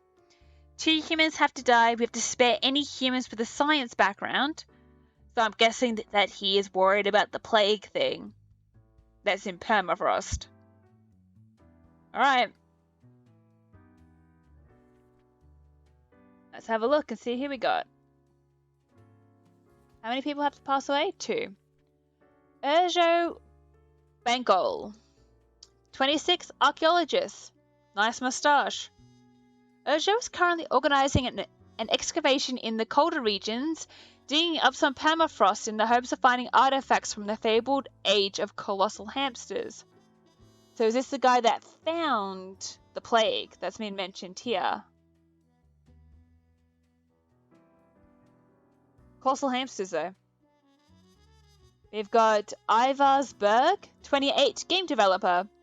Ivars is a futuristic, animal-friendly vegan and an adrenaline junkie on the road. They spend every minute working to be the best they can be by studying, exercising, and working hard. Ivars lives life like it's the only one they have, which is accurate. Okay. Nicholas Zhao, 43, spy. Nicholas was sent to Cosmopolis City from a rival country to learn national secrets, and nobody suspects them because they're a well-integrated sleeper agent. The success of their mission could prove catastrophic.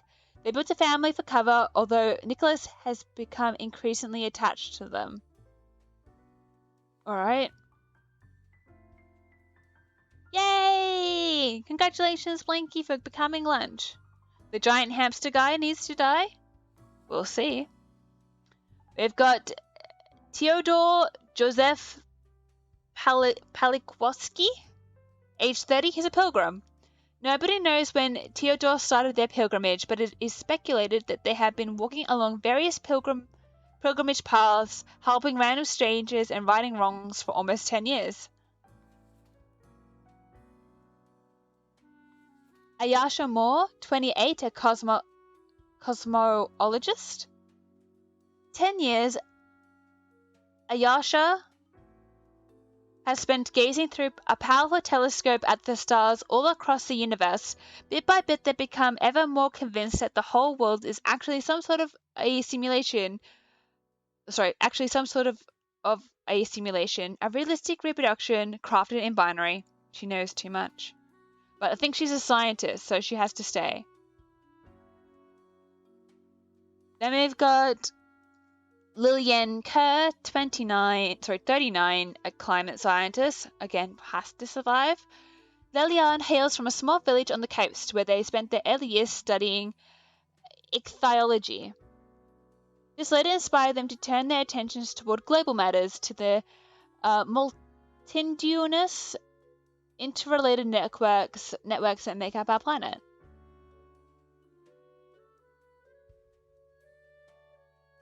What does that mean? What is the ology? Fishy studies. Fair enough. Well, there's our 2 scientists. Why do you think the hamster has to pass away? Blanky.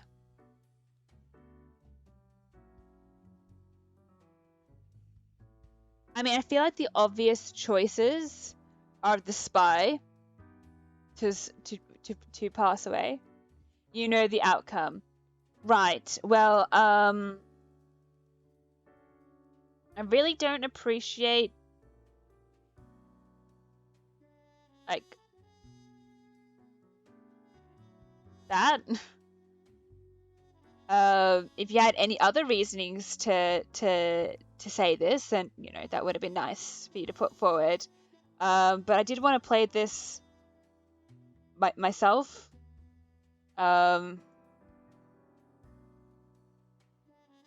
So yeah, I mean, I already kind of was thinking it, maybe only because of the permafrost, and then the plague is in the permafrost. But that's a little bit sad that I didn't get to work that out for myself. Work it out for myself.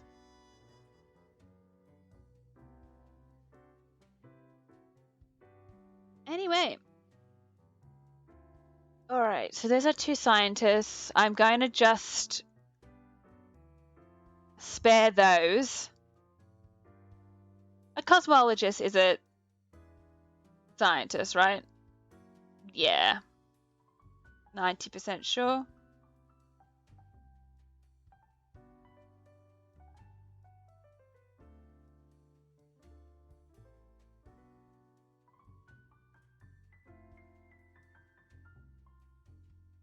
Yeah, of course, it is a scientist.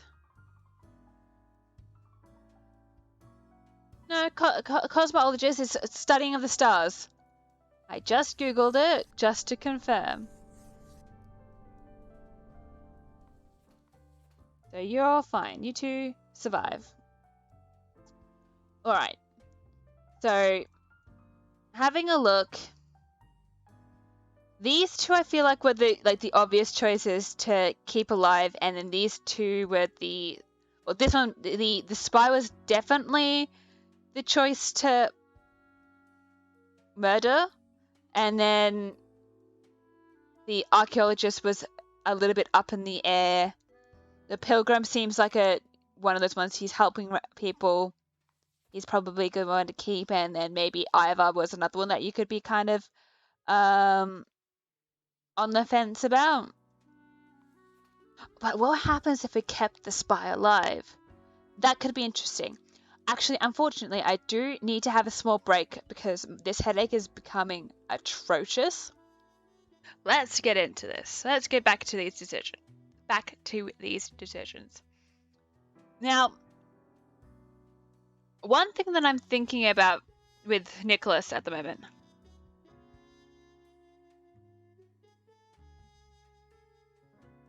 The thing about Nicholas that I've been mulling over my break is this thing that they're trying to trick me. See, I feel like the game is expecting us to pick the guy, like the really obvious no good guys, right? So I feel like the last day where we didn't spare Rector, and now we've got all these problems with other types of weapons showing up in other types of crimes and things like that. So it's like the game knew that we'll probably not pick Rector because guns are bad, blah blah blah, destruction. Even though he's trying to change his ways, he hasn't really done enough to redeem himself. Like the whole entire reasoning as to why we didn't pick him to survive, and so that you come onto this day, and you're just like, ooh, maybe we don't maybe we shouldn't pick the bad people. Maybe they're actually going to do good. So you see the line here, they built a family for cover, although Nicholas is becoming increasingly attached to them. Maybe he can do the right thing, he can defect, etc, etc, and then you pick him, and this is where it is. It could be fun, like the correct choice. Well, correct in quotation marks. But then the game could also be leading down, you feel bad because you didn't give the guy a second chance, so you're going to give this guy a second chance, and it's just not going to work out for you. And it's just like, how much is the game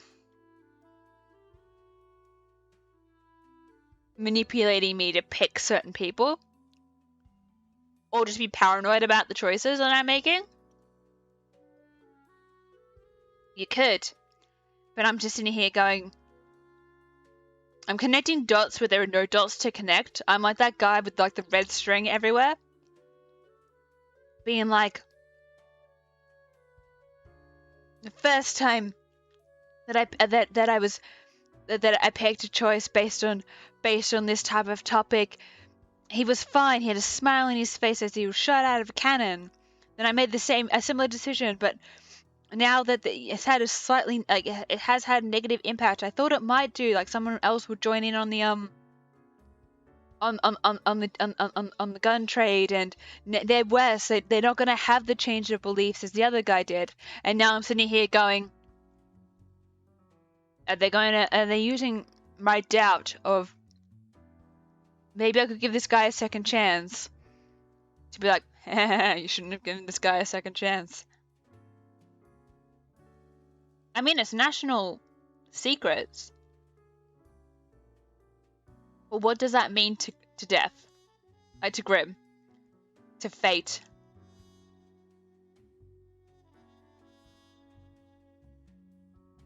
That's probably what I should be thinking about. Anyway. We'll leave the spy for a second. Let's talk about the archaeologist. As Blanky has pointed out,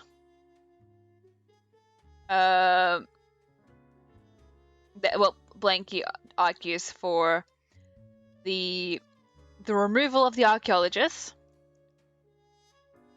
based on things that he has seen in other playthroughs.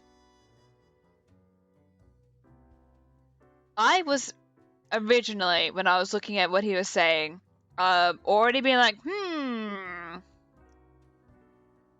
maybe we shouldn't spare him. Because we have a plague in the permafrost. He is digging in the permafrost.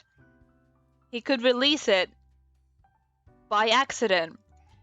But then again, we've got the scientists here who I think were trying, that was Fate's way of being like, in case the plague gets released, we need these scientists on hand to look for a cure. One of them is looks at the stars. The other one is fishes. I don't know how well that's going to work, but you never know. Because I was already seemingly on the fence with this gentleman. Then we've got the pilgrim. He just seems like he's a nice bloke. You know, this is definitely the one that, like, this is the good choice. This is the one we want you to believe is the good choice. He's helping others. He's righting wrongs. He's only 30. You know, there's no hints here that this could be anything bad or anything negative for the rest of the human race.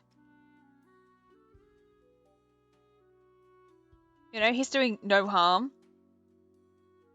We think. He could be a serial killer disguised as a pilgrim. We just don't know. And then we've also got this gentleman here, and I'm going over it again. I'm just refreshing my memory after my break. You know, he has a good outlook. He's 28, game developer.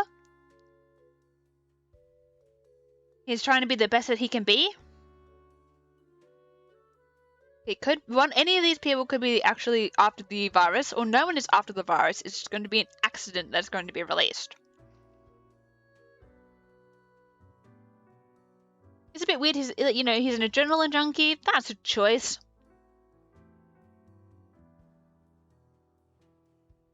People do weird things. We can't judge them for that. I mean, I feel like I've been judging everybody for the weird choices they're making. I feel like I spared a guy just because he wrote poetry.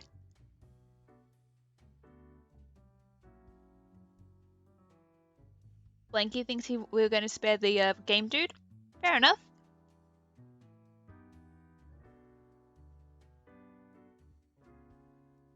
I have some ideas on how I want this to play out, but I'm going to let everybody vote first. We're gonna cast the votes, and when my reasonings will be revealed. So we're gonna start with the good old archaeologist. He could make a program to help stop the virus. That's true. But we'll see. So here we go. We got the archaeologist here. We're going to cast our votes as to whether or not Urjo is going to live or die. Type in chat, exclamation point die, exclamation point spare. You got 60 seconds.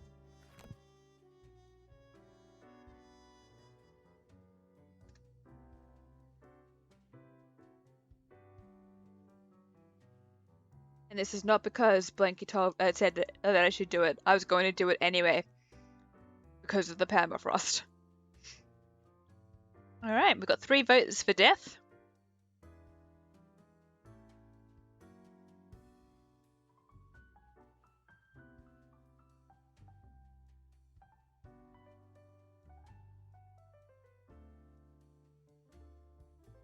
Oh no, don't tell me the other outcome, because there's a chance we will do a second run.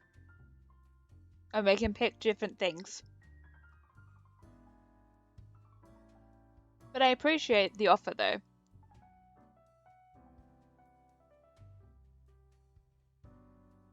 I mean, if we have the time.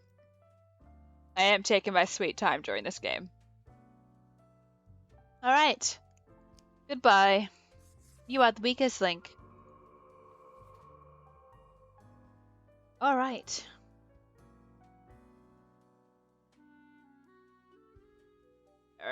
I do want to possibly play again. Alright.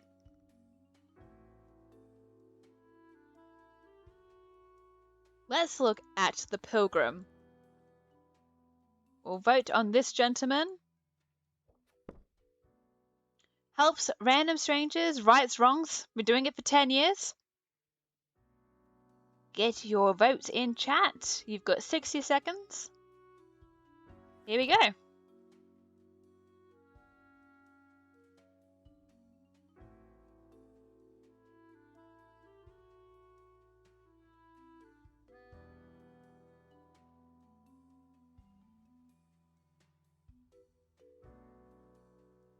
Ooh, we've got a split.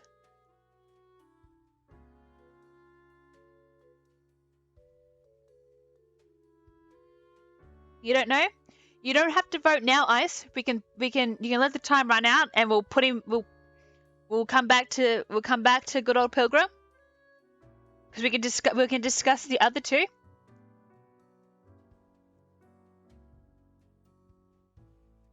No decision has to be made now.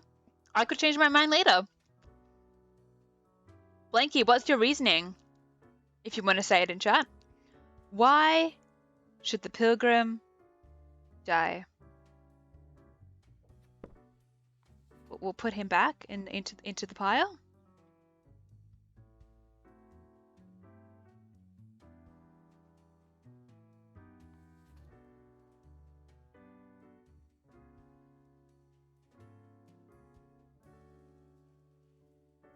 Seems too good to be true. That is fair. I did make the mention that he could be a serial killer.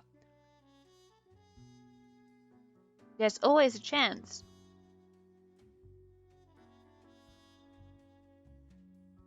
That good men will end up doing bad things. For many, many reasons. Alright, let's discuss Nicholas.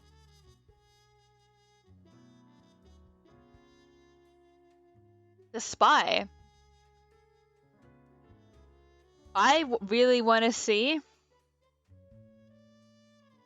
what you guys think, or what your decisions are on here. I've made a decision, so everyone get your fingers ready. Your little decisions in chat.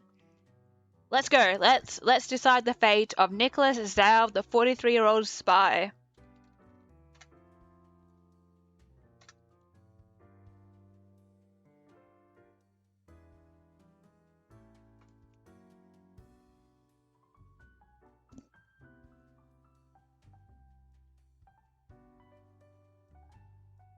Well, that's a decision. 2 votes for spare. See, I'm annoyed because I feel like this is the game. This is what the game wants me to do. It wants me to be like, "Oh, I didn't choose the right one. Maybe I'll give this guy the benefit of the doubt." And I know that I'm 80% sure I'm buying into it, and it's a bad decision. But I picked it anyway. Would you agree, Ice, or would you say die? I know that you don't technically, like, the vote won't swing it the other way, but I'd like to hear your opinion if you want to give it.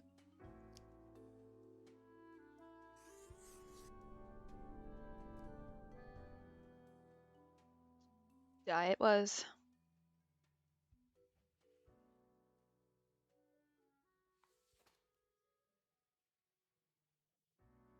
Okay. The game developer.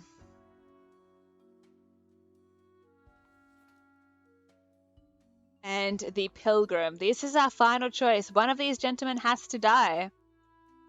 Blinky, this is the theory that I have about Blinky. He's going to pick the game developer. He already doesn't like he already said die for the pilgrim. Mostly because he thought it was too good to be true. I said pilgrim to live because, you know, he's doing all these good things, and while, you know, there's nothing wrong with either, it's really only working on himself, where it feels like the pilgrim is, you know, helping others. But these guys are both sus. That's fair enough.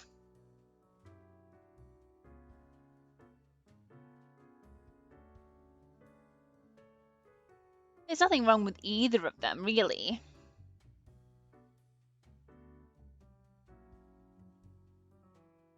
I don't know what it means by having, like, someone being futuristic. Like, are they really into, like, space? Or Apple products? We just don't know. Well, I don't know. I have to say, this guy, Theodore's face is definitely like, he's got dead eyes right here. There's no life here. You know? There's life here. He's got bright, sparkly eyes, but it could just be the exercise that he's doing. His eyebrows don't match his hair, though, so he could be in disguise as well.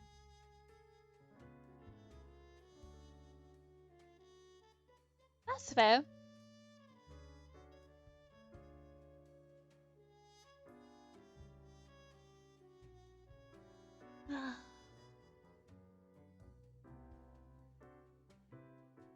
Both of them, he could be a hacker.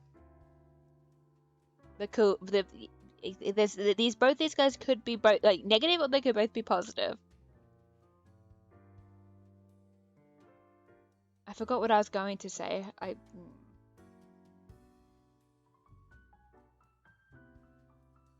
Both of these guys are far too positive on paper. Well, no. This guy seems far too positive, like living life to the fullest, constant improvement. Yay! They could be the real spy. The only thing I'm sitting here going, the thing that I'm sitting here thinking about is, why would fate, like, what benefit does fate give by being vague to us? The pilgrim could cause far less damage, that is true. A few pilgrims on a pilgrimage path compared to the whole entire infrastructure of the world. That's fair. In the terms of negatives. But positives also go the same way. The Pilgrim's only doing a small amount of positive things in like a small area where the game developer technically has the ability to maybe be a bit more widespread with the the positive side of things.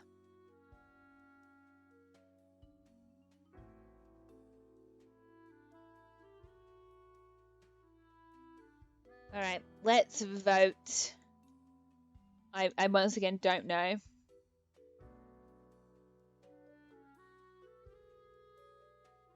I really do feel like everyone picks the Pilgrim, though.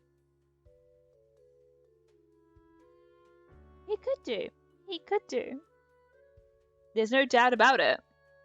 It really is. Both of these people could be very good, or both these people could be very bad, or they could just be completely and utterly average. They're similar age,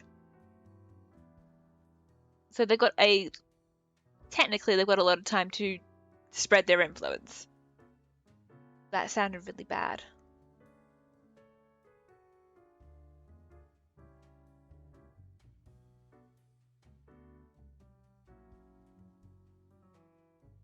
I don't know.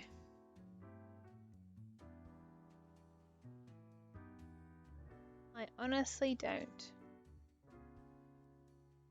I feel like, I'm sitting here going, oh, this is just what the game wants me to think. This is what the game wants me to do. It's probably not even that, anything like that. But I'm sitting here going, it really does sound too good to be true. But what happens if it's not? What happens if he is just a good bloke? I've given the spy the benefit.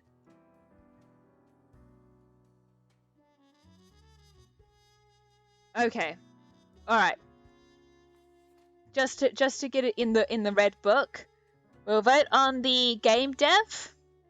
Type your spares and deaths in chat. You've got 60 seconds from now. I'll let you guys vote. Even though I kind of know what you're already going for, we're just going to get it into the book.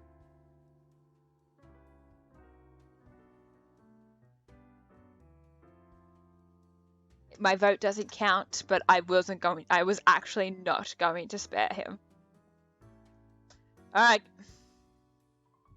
Unless someone else from, who's lurking just comes in to snipe it back to a 50-50% vote. The game developer is going to live and the Pilgrim is going to die.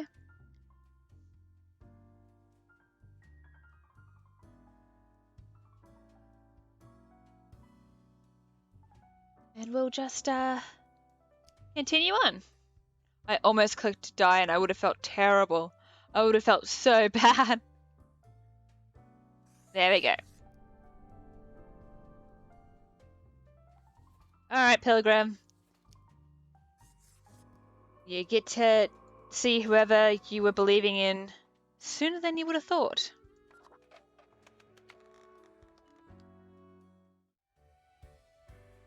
Alright. I don't need the fidget spinner, I don't think. I don't think I'm that stressed.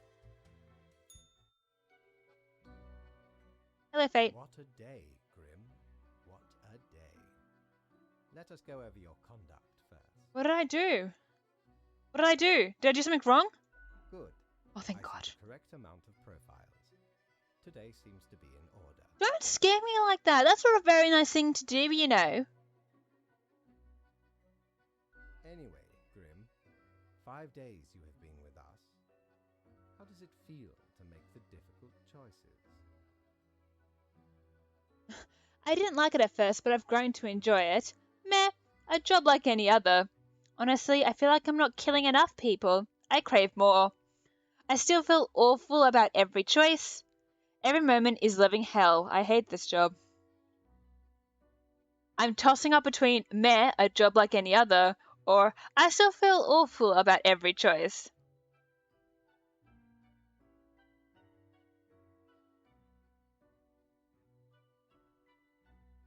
I'm gonna just be like I'm actually it's difficult to make these decisions. Perhaps that is for the best.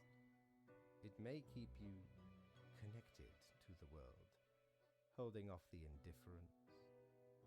Maybe, or I could be indifferent and it will be a lot easier to make these decisions. But think of the humans. Do you think our office is the appropriate way to deal with them?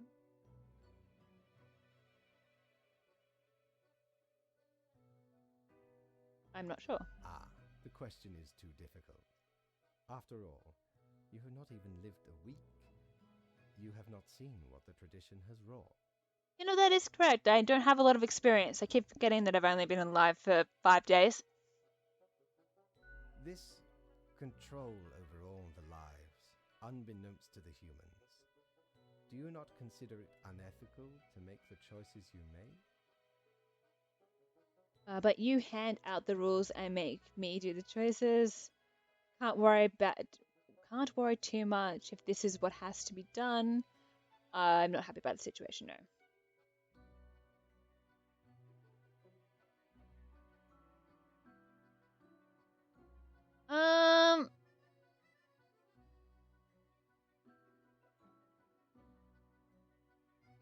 I mean, I technically do have a choice, but it's like not a full choice, technically. Like, I don't actually have the choice to not do it. So I'm going to be like, can't worry about it too much if this is what has to be done. It gladdens me to hear you do not bother yourself with unnecessary concerns. I mean, but a little bit like a little bit deep inside, I'm just like, I wish I wasn't born into this life. That was very heavy. We'll scrap that. The office is perennial and venerated. Eons we have spent designing the appropriate methods and strategies. We know what we are doing. Yeah, but innovation is not a bad thing. Oh, I do apologize for taking up so much of your time. Before you go, are there any questions you would like to ask me? Oh, Gaia, chat, do you have any questions for Fate? The questions you can ask is, why haven't I seen any underage profiles? That seems like a really terrible thing to ask. I don't want to know. What a question. What's the basis for the profiles? Is there a point system? That's not a bad question to ask. I'll probably do that. Why do all the profiles refer to people as they? Polite thing to do. I'm gonna go for what is the basis for the profiles. I know that I almost like put it up to you guys, but then I'm like, no one picked the underage one. Too. Thank you, Ice. Oh, not at all. There's no basis for the profiles. Don't they all influence the world in many ways? The humans can't actually affect anything. You don't sound too sure about that, or we can just be like, okay then.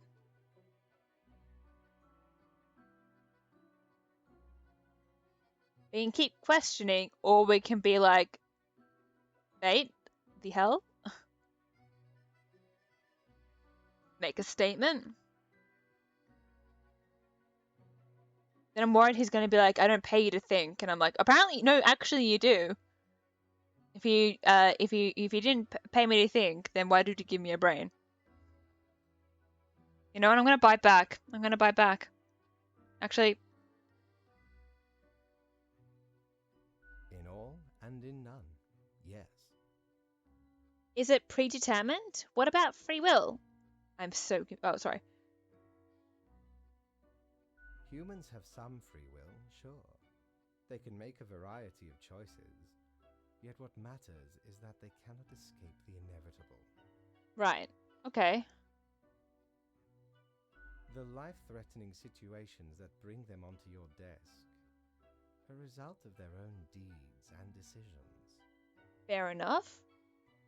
Then there are some highly complex calculations, factors and aspects that influence the situation, but that is just a bit over your pay grade. So there do are not worry about it. so there are some things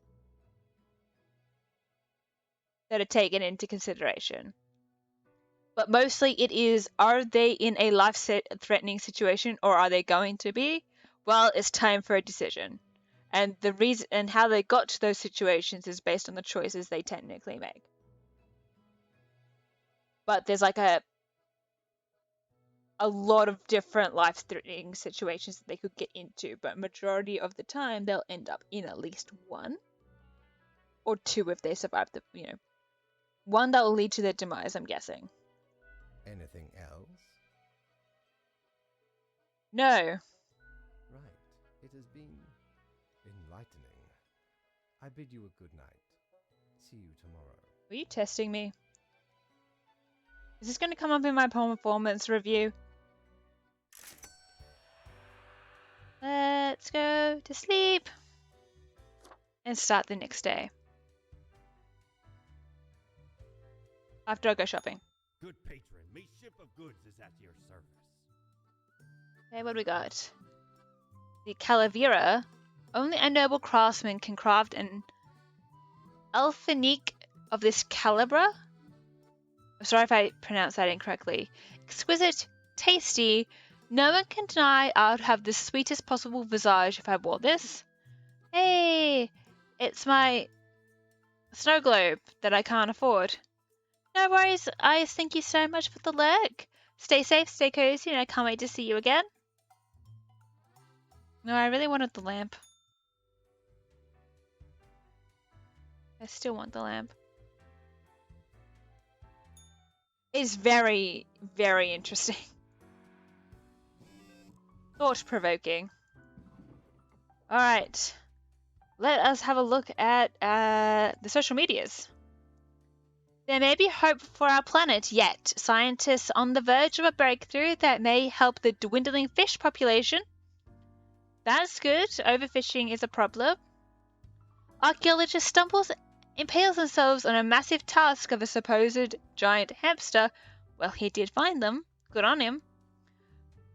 Cosmologist publishes an odd article about the whole of existence being a simulation.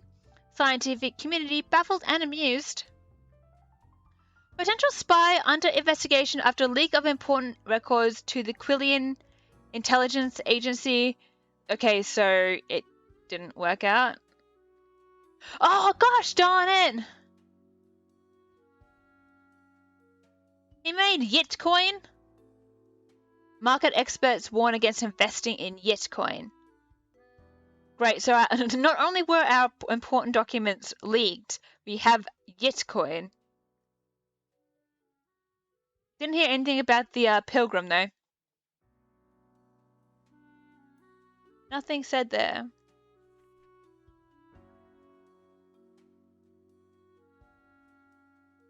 It seems we may be on the precipice of dark times. I may have warned you that this job can have some harsh moments. Today is that day. 6 people have to die, 2 humans aged 60 or older have to die, and anyone with an economy-related profession has to die. Alright, let's figure it out. Let's put everyone into piles. We got David Long, 20, student. David enrolled in a university to learn computer science, but as of late their grades have been dropping. Instead of studying, they've become absorbed by the recent hypothesis of the world actually being a very convincing simulation. So, close to learning the truth that it actually is a game. Not 60, not in economy. So, a possible pass. I'm wondering if we have too many people who believe it is a simulation live, that it actually ends up being a problem. We've got Jop Bing. Estranged from their grandchild in life, Yop or Jop? Yop dreams of gaining their favor, or more specifically after death, by passing... Yop dreams of gaining their favor in... or more specifically after death, by passing on their prized heirloom necklace, a deed hard to perform while they live due to the restraining order. This woman wants to die to pass on the necklace. Weird. Retired, not part of the... Oh, she's over 60 though, so she can go in the over 60 pile. So we're going to have 4 piles. Under 60, not economy. Under 60 and economy. Over 60 and economy. And over 60, not economy. Those are going to be our 4 piles. So we've got Serena Masvidal, 74, electrician. An avid electronics enthusiast, Serena has continued working as an electrician well into their retirement. Although their grandkids keep telling them to retire, especially due to bad eyesight, their love for the job always wins. But we can see how you got into a sticky situation with your bad eyesight. Here we go. Under 60 and an investor. Firuze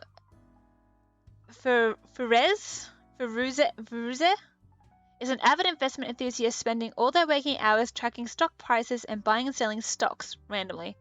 Despite having zero knowledge of economics and no desire to learn, they keep successfully convincing people on social media to invest in Bitcoin. Oh gosh, okay. Under 60, economy. Jean-Baptiste is a retired carpenter and veteran of the long-ago military conflict at the Marisola Peninsula. For years, they have had to deal with bouts of PTSD, which they managed to alleviate in their twilight years by painting and composing melancholic folk songs. They run a successful investment firm on the side. Damn it. That's economy. It is Thursday today. But is he in a profession? Maybe he's not. Technically, he's retired. We got Saif Hanan, 28, a boxer. Saif's been hitting the punching bag a lot lately, living out of the many frustrations of their life, one of them being lower than expected results in matches as of late. On the side, they've grown more interested in the unusual simulation world hypothesis. Alright. Yeah, everyone's kind of trying to clock in on that.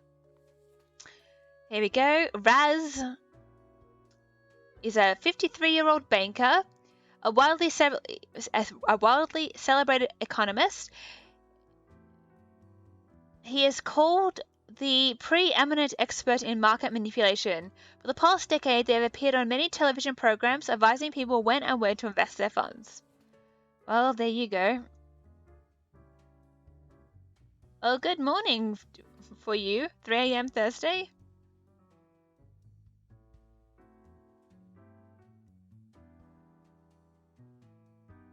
That kind of makes it like we're 12...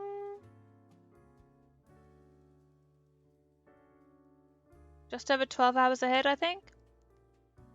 I've got Romain Chakrabarti, 56, tax collector. Oh, you're going to have to die too.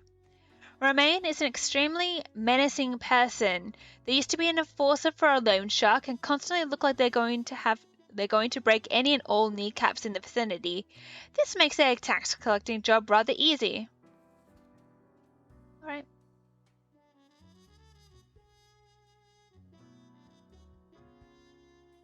Okay. So this is going to be a very interesting dilemma. So I'm really sad that poor Jean, he's finally,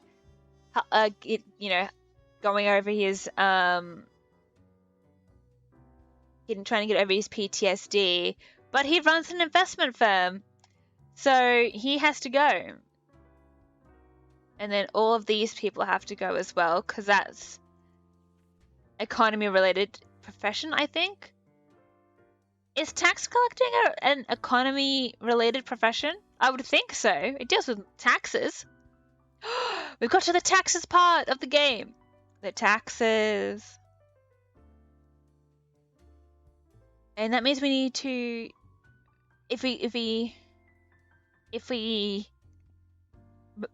all these people have to go.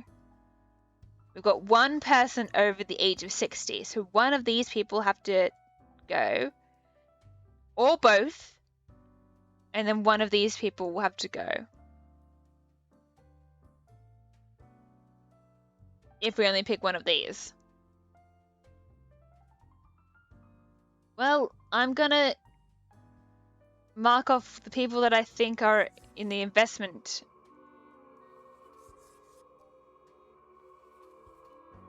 career. And we can decide amongst the others. It's almost no. So we're in daylight savings time now, so time has gone forward an hour. All right, here are our 4 choices. The old lady who wants to die, based on what I'm seeing here. She wants to gain the favor of her grandchild by passing on the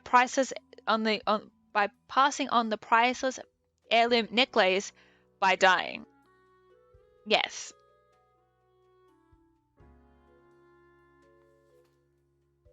So we've got a person who wouldn't mind dying.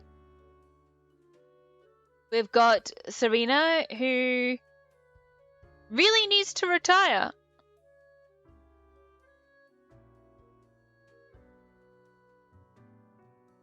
But does she also need to be sacrificed? I mean, her grandkids are going to be sad, but she kind of brought it upon herself. And we've got the 2 people who are being convinced that everything is a simulation. Both of them are also, while in they've got in the professions, they're not doing too particularly good. They're dropping. Like David's grades are dropping, and Saif's wins in the matches have been lower than expected. So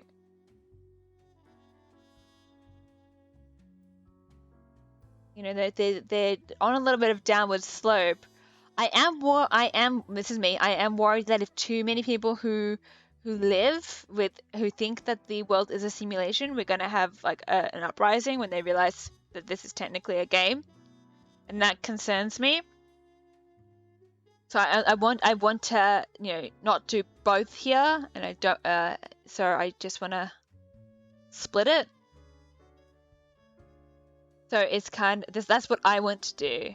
It could be up to you guys.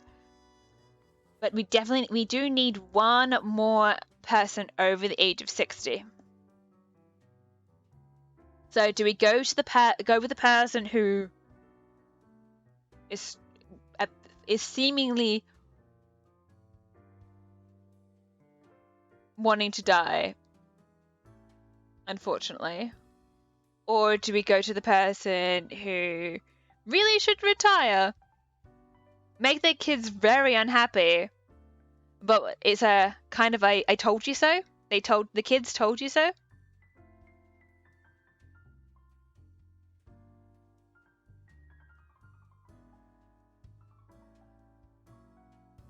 I just want to know what that heirloom necklace is. Is it cursed? Is the necklace cursed? We just don't know.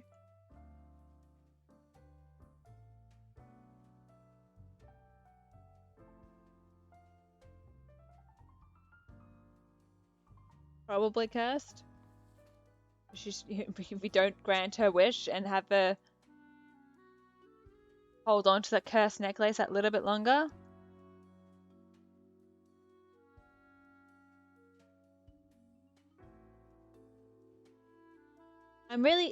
Out of these 2, computer science major, if we let him live, he has more of a chance of working out that this is a simulation. where this guy just wants to punch things. He could change, go into a new leaf and continue investigating the simulation thing, but maybe has a lesser of a chance of maybe working it out. It's very difficult.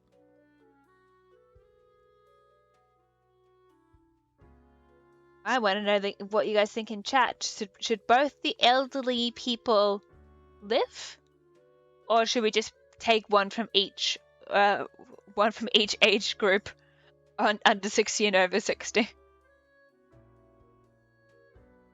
I'm voting one from each age group.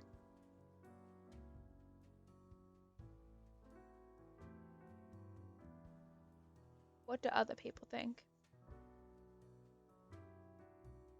I know Ice is lurking, so we won't get an opinion from him.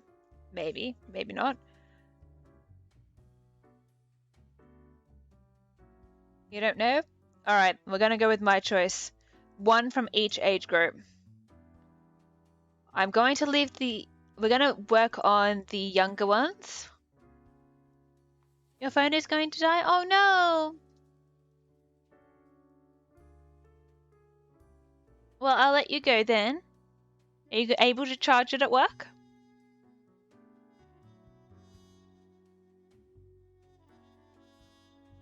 You shouldn't be without a phone if it's late at night. So I'd rather you conserve your battery. And I'll make these difficult decisions. Okay then, conserve your battery. I'll see you next time I'm streaming. Stay safe and stay cozy. I feel like I'm being really mean. I'm just like, get off the stream, Blanky. Conserve the battery.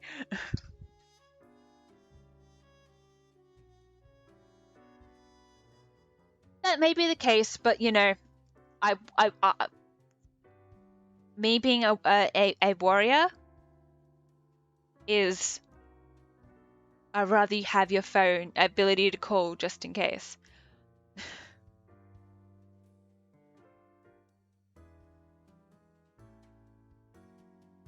That's fair. That's fair. Well, I'm not gonna push it any further.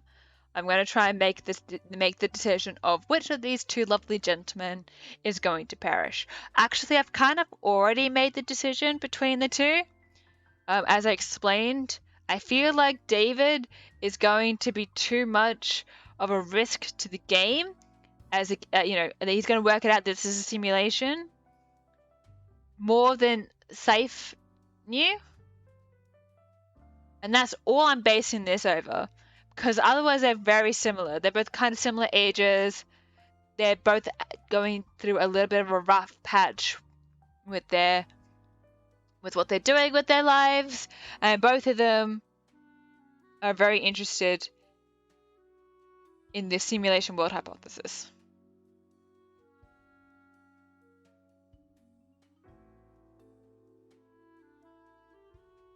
Do we want to vote? We have the ability to vote. I'll cast a vote. I'm going to cast a vote on whether or not David is winning or losing in the live roulette. Sorry, oh, wait a second. So get your fingers ready. You've got 60 seconds. If you're able to cast a vote, you don't have to. Let's go. And I'm voting.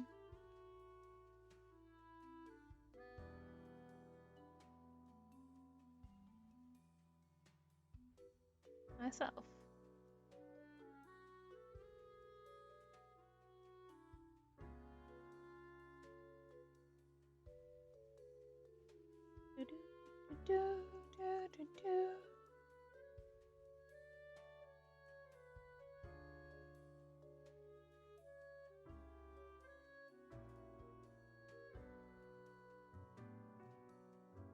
Seems like no one else is voting at the moment. That's fine.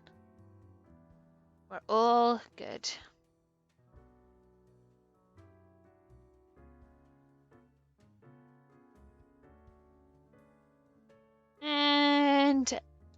David's life has been sealed.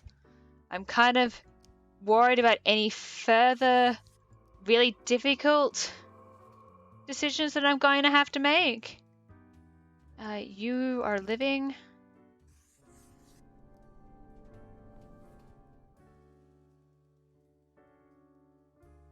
And I'm gonna actually, gosh, do I be vindictive? Or do I give them what they want? I was going to be a bit vindictive and have this person live with the heirloom necklace, because I think it's cursed. And then, unfortunately, the electrician dying in a bad electrical disaster. But I feel like that's really mean. It's like I told you so, and you don't get to pass on your possibly cursed necklace.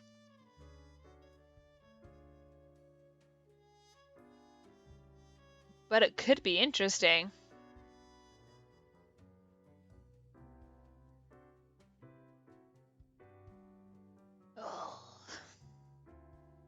All right.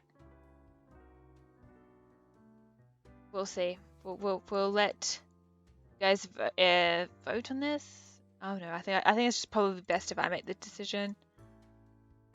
That's fine. So I flip a coin.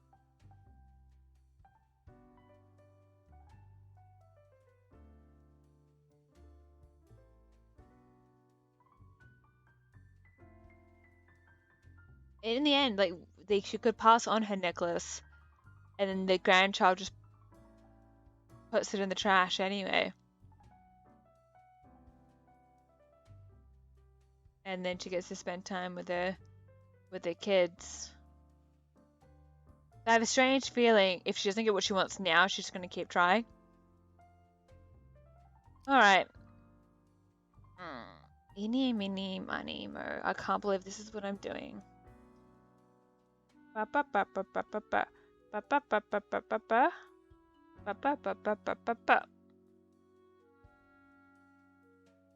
Actually, that's not really a good way to decide, because whichever one I think you start on is the one it ends on.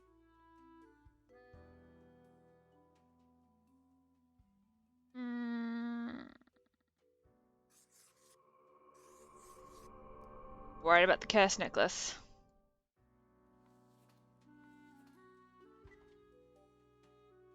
Yes. Do I want to confirm it? Oh, I've done it now.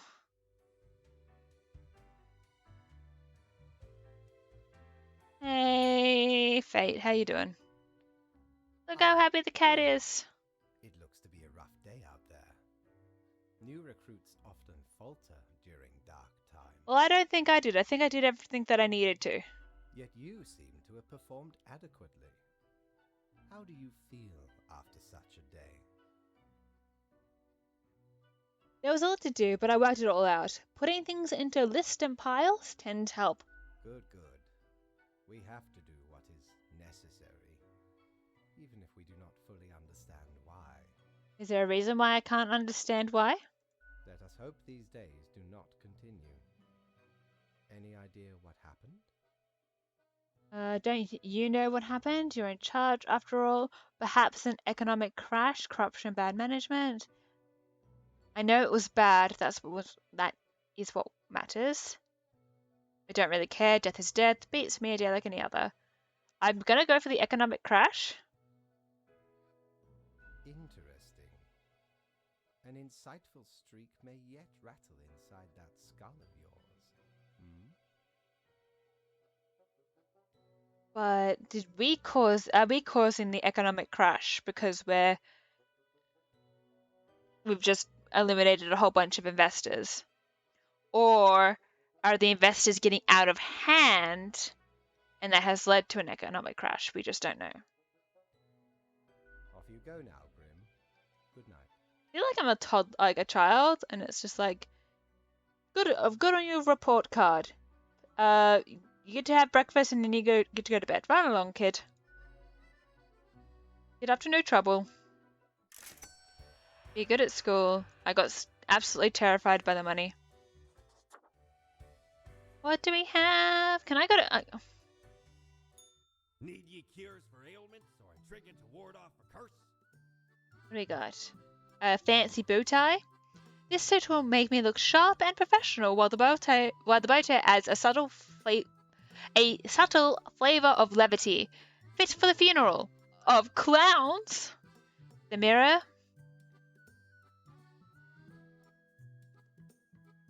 A toy gerbil made out of rubber. maybe. Fate's cat wants it. Yeah, I want the gerbil. Lord blimey, how did this wee monster even get here? 'Tis not really all that valuable plunder. Found the tiny fellow on the riverbanks of Styx itself. A lifeless, adorable thing.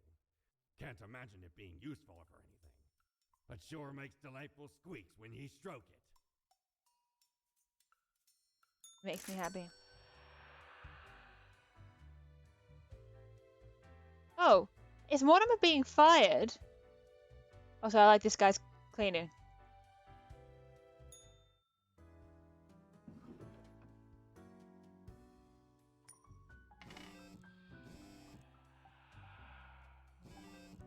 I don't like that. You know what? Do you know I could flip a coin? Sorry. Hello. Okay. Ooh. Okay. Here we go. Worker man blanks after losing family savings in a market crash. I forgot. Like I've only just realized that I maybe shouldn't be saying that word. Respected financer found dead after a devastating market crash. Crooked bankers, master bank officials under investigation for years-long fraud. Cosmopolis City to miss out on incredible amounts of taxes this year as people keep hiding their finances under mattresses and inside the hollowed-out legs of tables. Kneecap health seemingly on the rise. Oh, that's because one of the tax agents like to bust people's kneecaps. Even if the world is a simulation, the car hitting you is real enough to be fatal. A star on the rise, promising young boxer wins first tournament. I found inspiration in the simulation world theory, they said. You just have to realize the world is not real. Okay, that's a bit awkward. Local electrician electrocuted after cutting wrong wire. Awkward.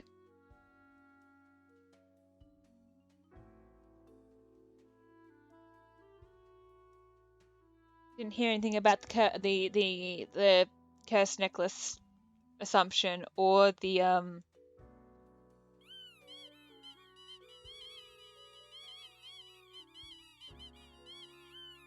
sorry.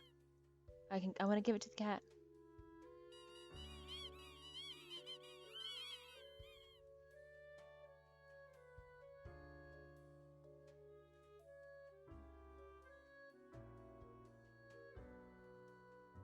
Go there.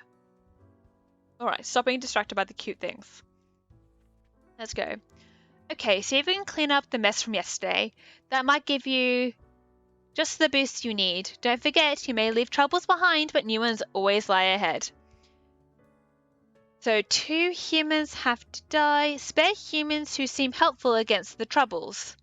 Keep vigilant. Right, is there anyone who could help against the economic crash? Alright, let's have a look. Francois Fukushima. Scam artist, age 66. A liar and a grifter, Francois is an ex-politician who has spent many years writing books of ignorant nonsense. These words and actions cause a terrible, veritable butterfly effect of misery on a global scale, which now they profit off. I don't think you're somebody that we want to keep.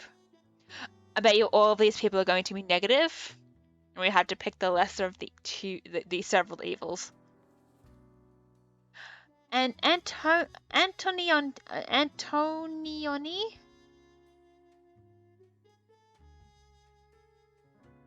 31, another game developer. They are known for making experimental games and genre-bending art pieces. Lately, they've experimented with pain-based control systems, facial feature-based difficulty levels, psychedelic imagery, and incredibly addictive game mechanics. They're one small nudge away from making it big. I have a feeling these are all negative.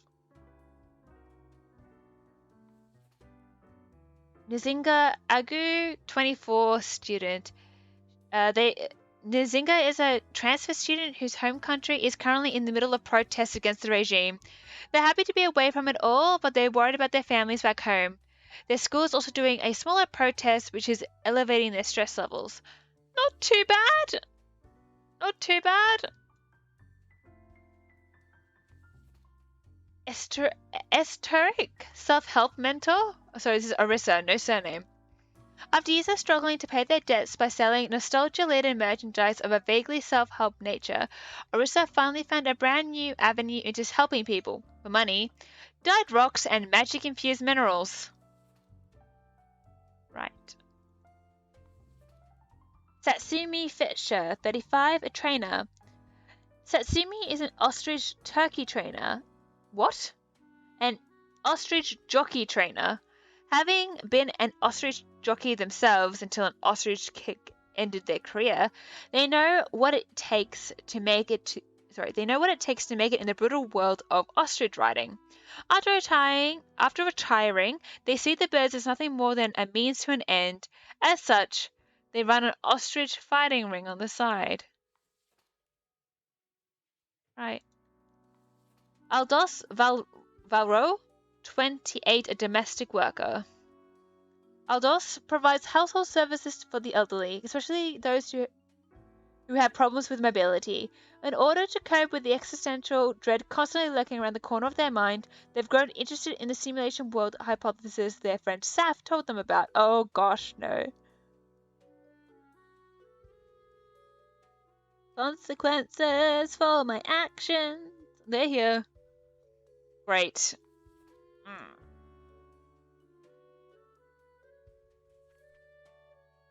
None of these people seem helpful against any of the trouble. Maybe this lady? The student?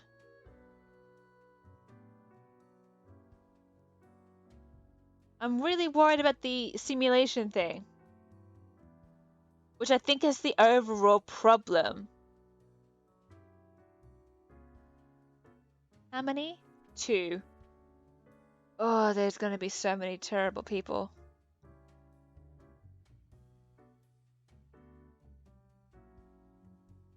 Alright, who do I dislike the most here? You're pretty terrible. You're terrible. I was about to say, how much can a person who deals with rocks and crystals be? And, yep. I don't like animal fighting, though. Who would I want out of all of these?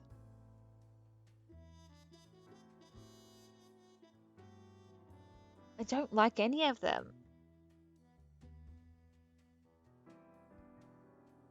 I feel like you have to survive, technically. Even though I feel like you're going to contribute to the problem that requires another one of these kind of, like, getting through.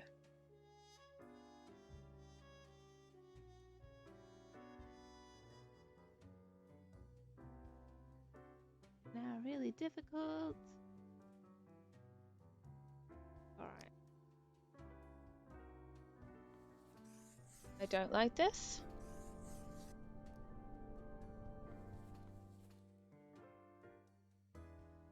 I really don't like the pain control things. I definitely don't like the books, but people might just not read. You put down the book.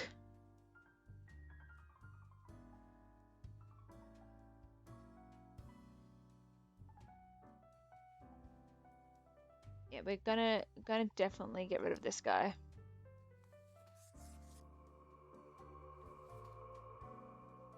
Now, which of these ones are going to die?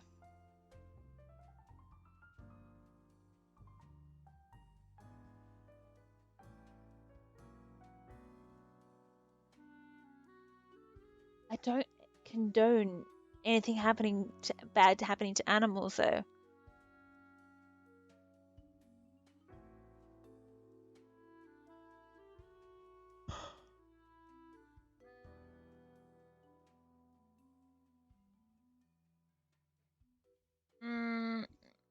don't know. I really don't like any of them.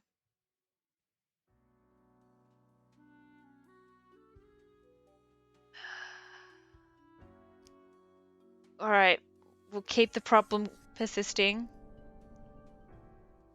You can live... You know, people can put down a book. The poor ostriches don't have a choice. Did I I killed an extra person.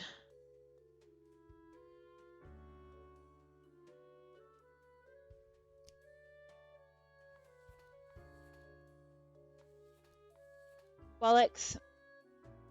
Right, okay. We made a bad choice. I meant to click live. I don't have the eraser. Should have gotten the eraser. This is gonna go on our performance review, isn't it? I have a squeaky toy though. Will that help? Welcome, Grim. It is the end of the week. Your performance review draws near. How do you think you have been doing? Well, today didn't work out well. I didn't have chat helping me. I'm surprised I made it this far. Interesting. Yes, your answer has been recorded for the psych eval. Oh, great. Now then, before the assessment, let us look over your daily conduct. I see more people died than required. Look, I accidentally clicked the wrong one. I forgot I don't have an eraser. It does not bode well for the evaluation, but such is death. Let us get started. Now, where did I put those papers? Ah, here we go. Right. Looking at these stats, the numbers say your conduct over the 7 days has been most excellent. I am, sincerely, surprised and pleased by your display of loyalty. Okay, cool. We did okay, even though I accidentally fluffed up right at the end.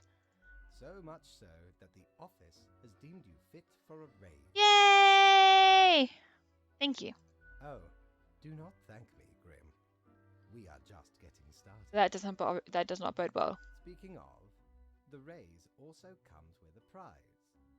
The office is proud to present you with an award of excellence. Display it proudly on your workstation. Funnily enough, I'm running out of space, so can we not?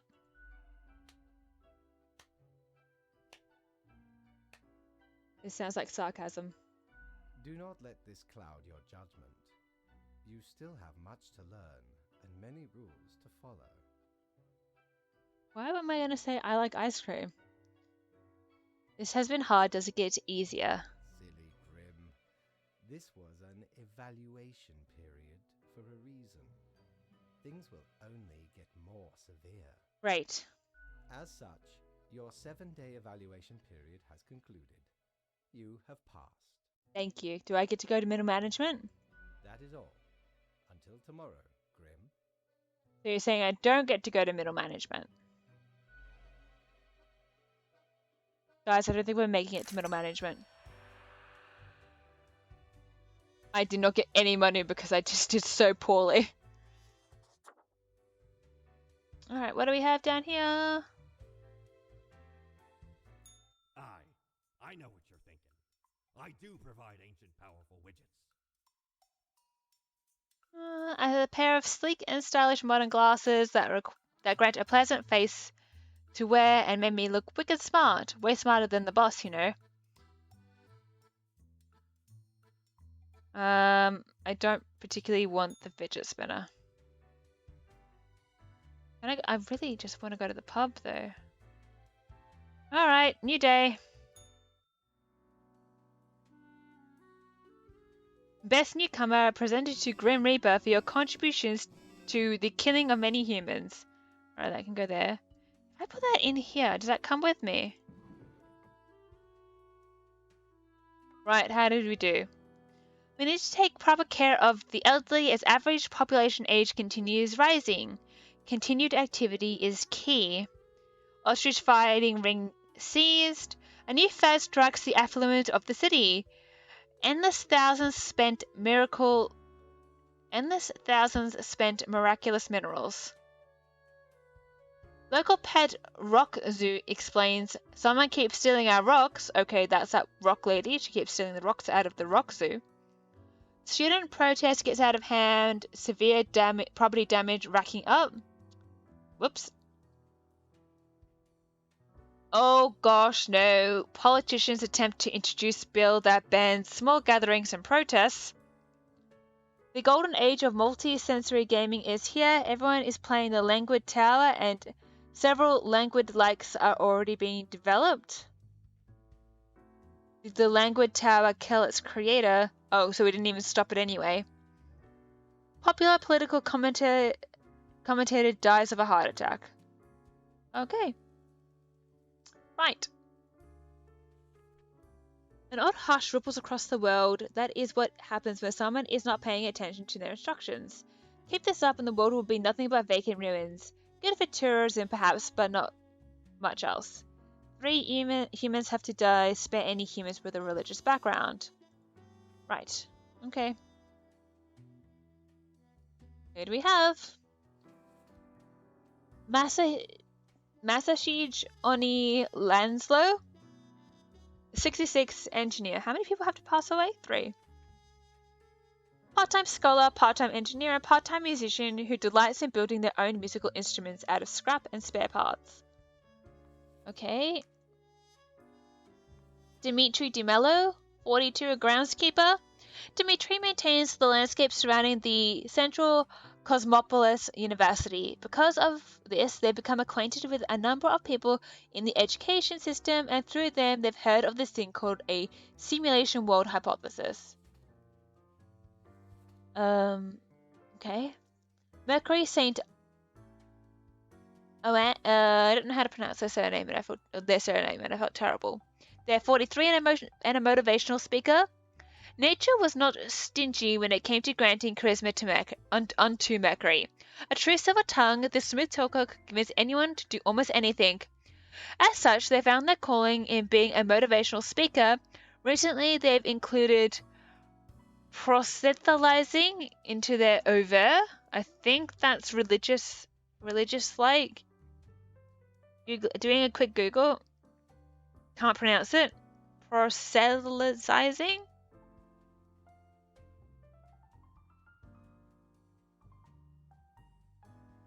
Yep. Cool. They have to survive.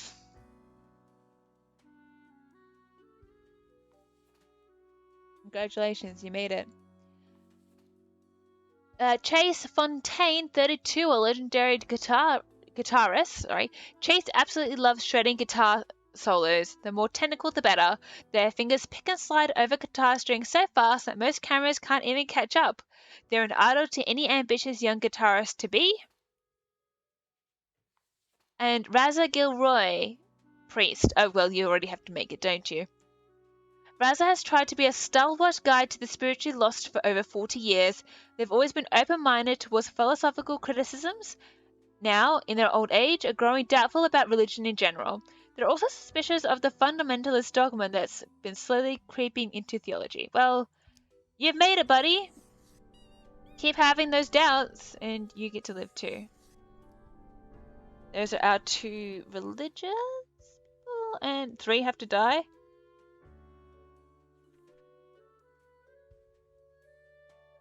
Well, that's annoying.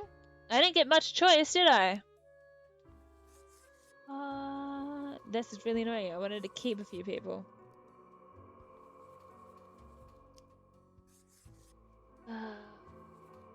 This is making me really be like, maybe I made the wrong decision with following the rules.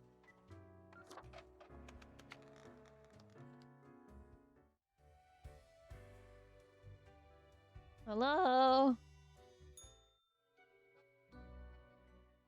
Grim. Ah, yes, there you are. Good, good. Okay, now, listen up. Okay. Great work today. You fulfilled your tasks adequately, and all that. Thank you. However, an emergency has occurred which requires my utmost attention, and I must depart for a couple of days. What kind of emergency? Okay, listen up and keep this to yourself. Ooh, gossip. Scientists at the Sid Polar Terminal Research Base found something strange buried deep, a whole kilometer, under the ice sheet. That the plague or is this Captain America? This is a matter most peculiar and could prove informative. Okay. Anyway, while I am gone, another will be in charge. Okay. Even though you passed the evaluation, I cannot leave you without any supervision.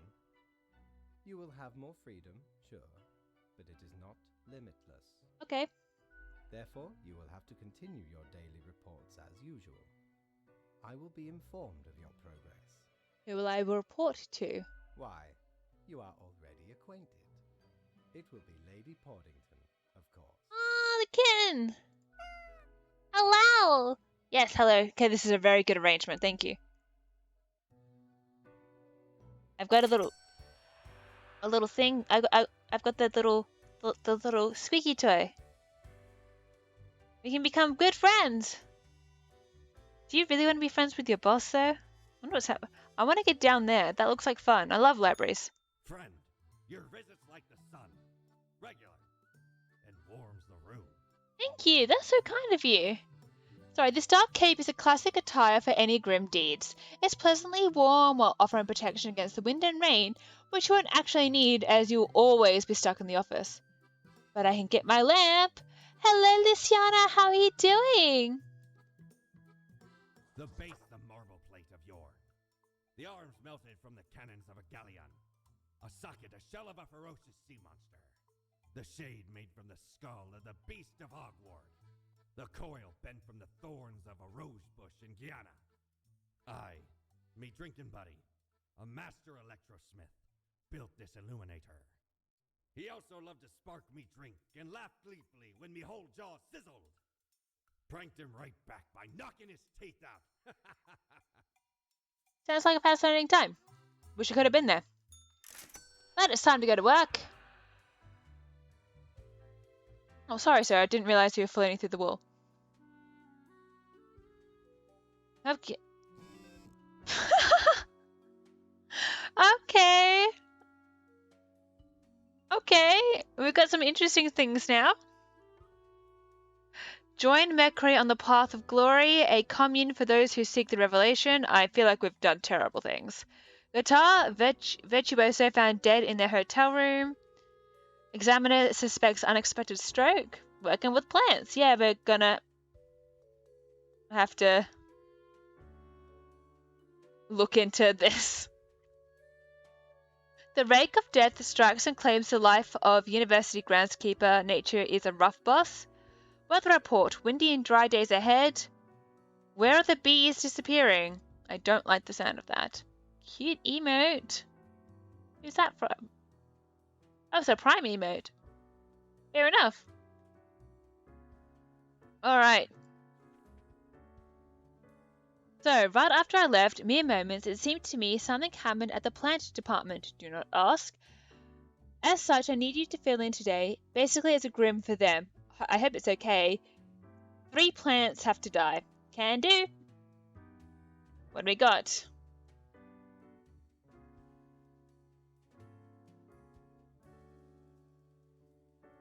Peace, love, peace, health, money up, and plant. Okay. I need to move I might move this over here then. Right. No secret notes on here. Fair enough. There's a lot of things happening in this corner. How are you doing, Luciana? It's nice to see you again. I'm sorry, I've been very absorbed with this game. So we got Dione Musipula, which looks like a Venus flytrap, is age 2. Diona is a Venus flytrap that lives near a pond inside a forest and has a versatile diet of bugs. It munches all day on mosquitoes, flies, and dragonflies. Overall, an exemplary plant doing its part in the ecosystem. Okay, good plant. We have Cannabis sativa. It's 0. It's raw material. Cannabis sativa is an industrial hemp plant used for making clothes from its fiber. It is young yet growing rapidly due to the extreme amount of fresh organic fertilizer being provided by its farmers. Okay. Agerantia altissima, also known as the white snake root or richweed. It is a plant that grows on a cow pasture. It is half a meter tall and has small white flowers. It is almost ready to release its small seeds with fluffy white tails into the wind. Okay, so it's a parent technically.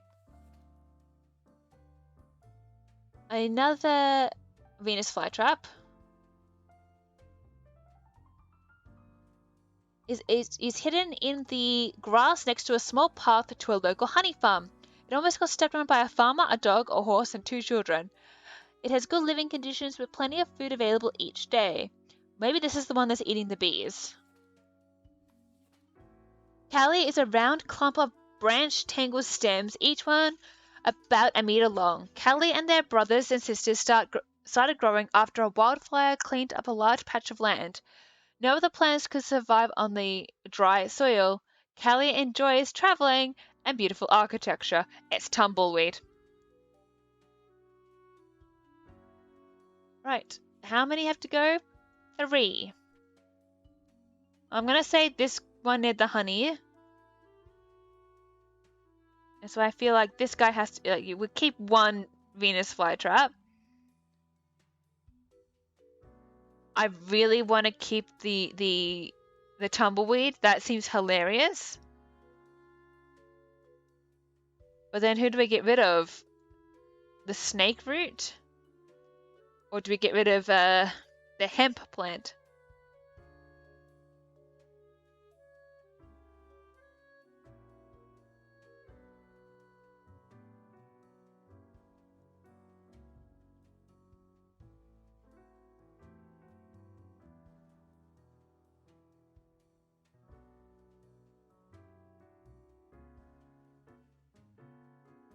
Three plants need to die.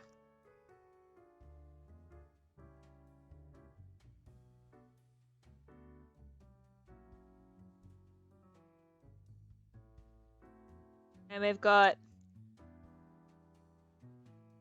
this Venus flytrap near the honey. Yes, 3.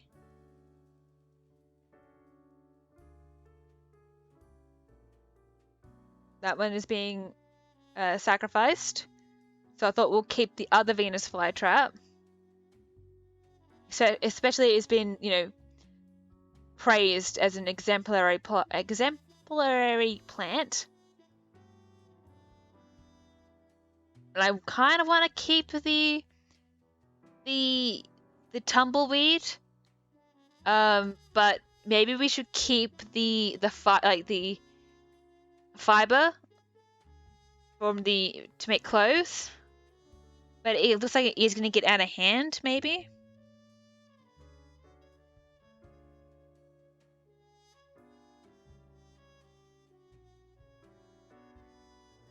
The only other thing I'm worried about, I had a feeling. It's growing in a cow pasture. This plant, I had to relook it up, is poisonous. And that toxicity and poison, when eaten by a cow, can pass to humans via milk, I believe. So that kind of makes me want to get rid of it based on that. I know that I'm doing a little bit of a cheat by Googling, but I had a feeling it wasn't a good plant.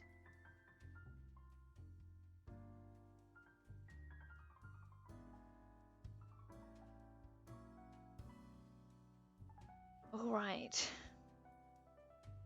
So these 2 we're now deciding between. The tumbleweed, which I think is living its best life, traveling and enjoying beautiful architecture. And, is the remains of a wildfire, or an industrial hemp plant that has been used for making clothes. It is growing rapidly, I wonder what is in this fertilizer and if it's going to cause problems. Kill the weed? Cool. Cool, cool, cool. I'm just going to confirm these while I'm here.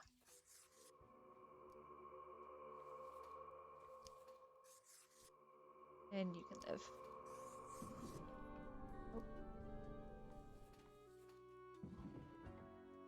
Alright. Tumbleweed or... I like the tumbleweed. It's being very innocent. It's not doing anything terribly good. It's not doing anything terribly bad. Where this plant has got like the makings of being good, but it also has the worry of becoming out of hand. I'm glad I'm worrying about plants in a way. I can deal with plants.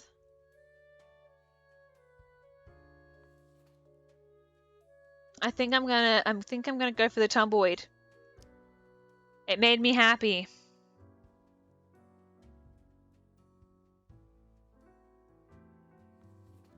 I'm waiting for a response from Lysiana if she wants to respond. Rip? Okay.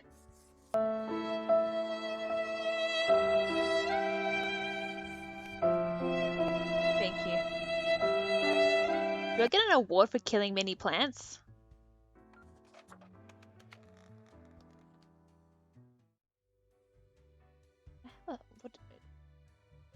Hello, did I look at anything here? I did. I bought the lamp. I wanna just go to... Let me have a drink at the bar. Damn it, game.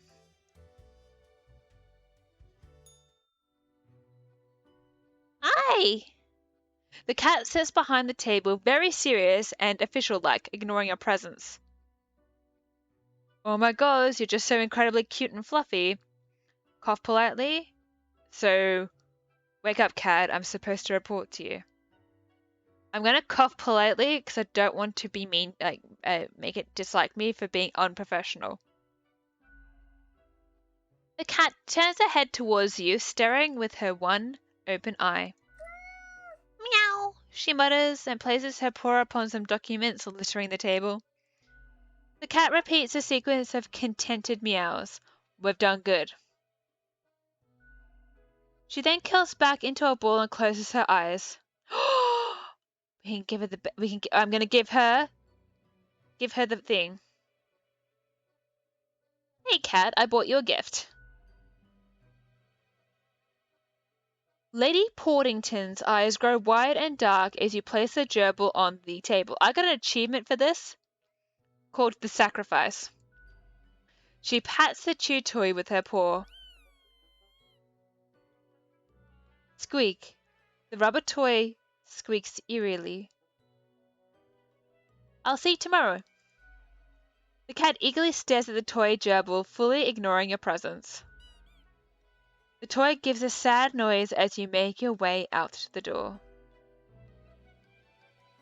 Why do I feel like I've done a terrible thing with giving her the gerbil?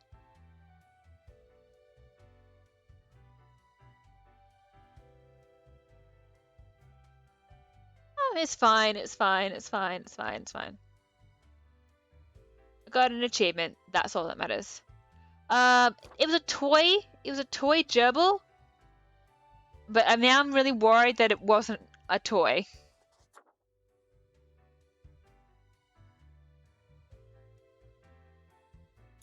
Ah, perhaps ye require a delightful gift for a significant friend. I don't have any friends. Yeah, we'll grab the calendar. We scoured nigh every inch for this calendar. Alas, mayhaps we raided too many merchantmen for it. 'Cause turns out, it weren't even on a ship. Still worth it for the annals' work on any year.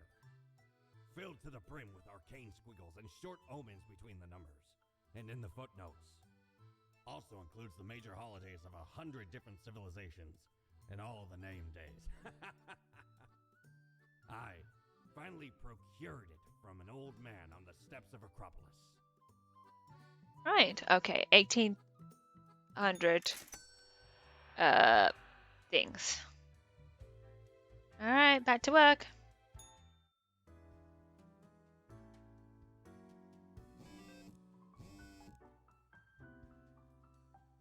Okay, well, there's our calendar. We're doing great. Many people in hospital with poisoning from cow's milk. Wait, I thought I killed it. I thought I killed it. I thought I got rid of the weed. Tumbleweed killer. The Cali plant growth this year has been heavy, covering an entire building and preventing people from escaping from a fire. Whoops. Whoops. A farmer found the reason of the bees disappearing, carnivorous plants, so we did okay there. Organic Farming Association warns against overfertilizing plants with local horse manure. I thought I got it. I thought many people in hospital with poisoning from cow's milk. Maybe there is, they're in hospital, so they've got they can survive. Maybe that's what it is. Instead of dying, they're just poisoned. Morning, Grim. Alright, we're back to normal. The plant department got their act together. You, however, should be intimately familiar with the drill by now. We mitigate chaos, we bolster order, etc. 2 people have to die today.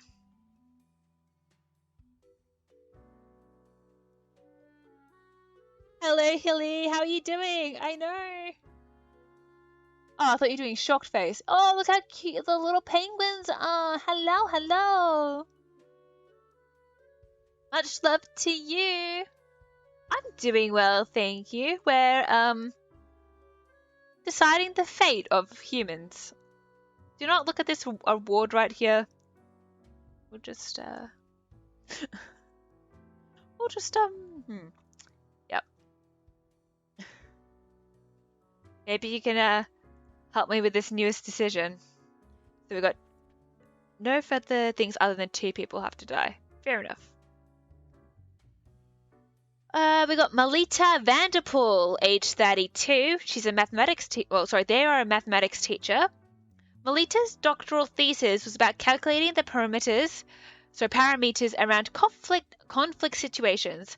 Afterwards, they decided to put that research to the test in a rough environment. School. They're into skiing and crafting little paper versions of fractals, like the Menga sponge. Right. I'm worried about your experiments. Oscar Warburg, 34, a military chaplain. Oscar joined the armed forces to help soldiers in and outside combat situations by providing moral and sometimes even psychological support. Most of their time is spent at the military hospital providing aid for injured soldiers. They recently adopted a puppy from a combat zone. You seem like a nice fellow. We got a private detective in Rafael Santander. Raphael always had a problem with authority, which is why they got fired from their previous police job for insubordination. They'd prefer to work alone anyway. They started an investigation firm hoping to catch dangerous criminals, but mostly get hired to follow cheating spouses and take incriminating photos. Right? And we've got Rudolph Rudy, age 19, a student. What are morals? Rudolph is the type of university freshman who's just finished reading a couple of introductory philosophy books and now can't stop talking about how they understand how society morals and the world works. All right then. 2 of these people have to go.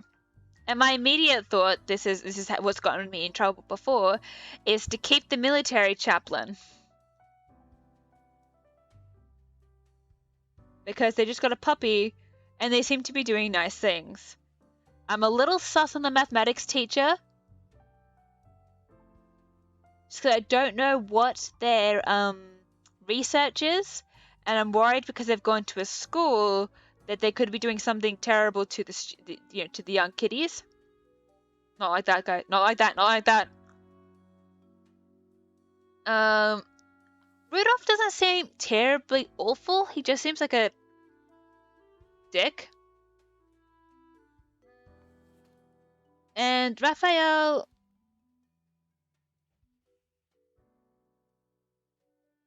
seems to me middling as well. Not doing anything good, not doing anything bad. Could be a problem. Which one of these people would cause, like, which of these people would cause more chaos? This guy could be like a cult leader if we let him. That's always a chance. This guy could just be really nice, and I shouldn't be worried about him at all. And you can go either way. He's got dreams of catching dangerous criminals. He's just not there yet. But will he ever like go that way, or will he become like a vigilante or something and cause more problems?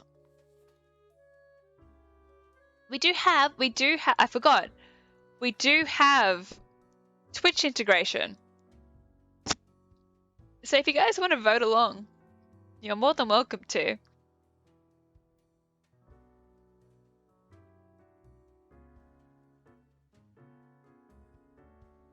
I kind of feel like, I could start up the voting, but I'll feel really awkward if it's just me voting. Well, we'll start with Oscar, because I kind of know where I'm standing with Oscar. It could be bad, it could end badly, but he's doing good things.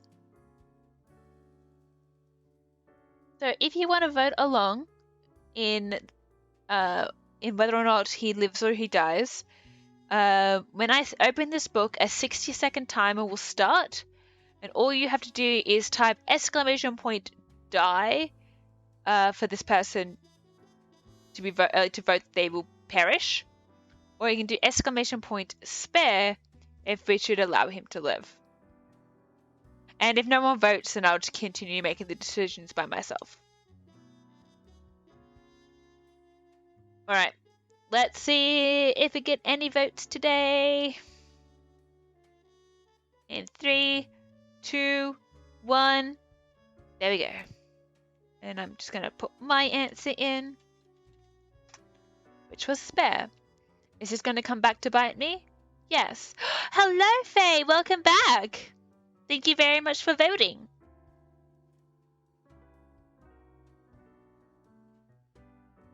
I'm glad someone else is joining me on the spare of this Oscar Warburg.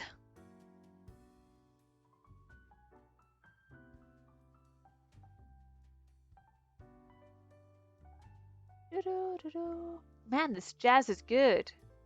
Oh, bollocks! Is Hilly still here? I forgot to shout him out.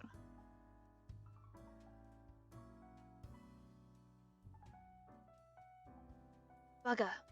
Oh, I'm swearing. I'm sorry.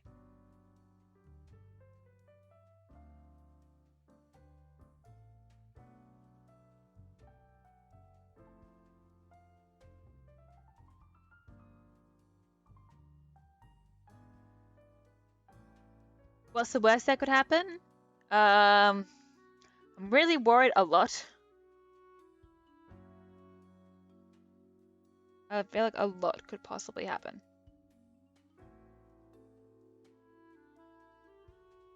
Well, he's living, so we got one down.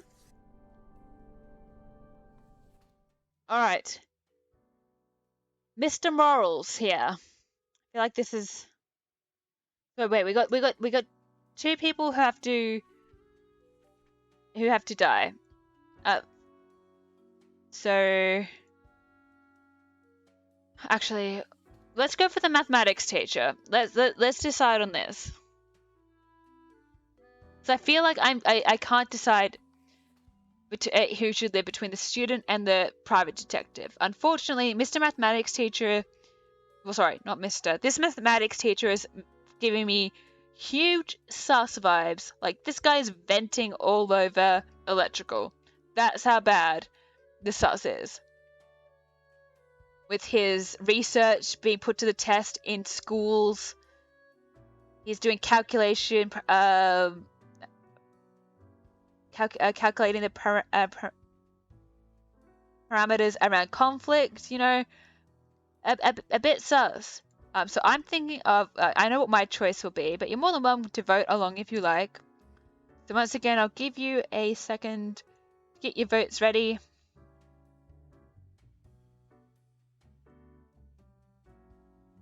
And if you would like him to be spared, type exclamation point spare. If he too is too sus for you, we can make sure that his research doesn't harm any kids whatsoever. And we'll put him in the grave. But then again, it could be good research though. That's the thing. It could be good. He also likes skiing. But it's just concerning. He could be teaching kids how to stand up to bullies. But I am worrying that they're just going to become like rampaging little toddlers or something. So we'll see what happens here. Right. Now the last decision. Who shall survive between the 19-year-old student who seems like a little bit of a dick because he's just read a couple of introductory philosophy books and now won't stop talking about how they understand how society, morals, and the world works, or to be spare the 46-year-old private detective who has a problem with authority, was fired from the police force for insubordination, just wants to catch dangerous criminals but is currently just following cheating spouses and taking incriminating photos. I feel like this guy's either going to become he's just an asshole. So nothing bad happens there. He could just become like a cult leader, or just like another religious fanatics. We've got a few of those now. Damn it, fate! You had me spare all the religious people. And now they're going haywire with their. Well, one of them is the charismatic one from like 2 turns ago. Or he's going to be the student should die. Okay, Faye, your reasoning being. But they also could just be like the new revolutionary in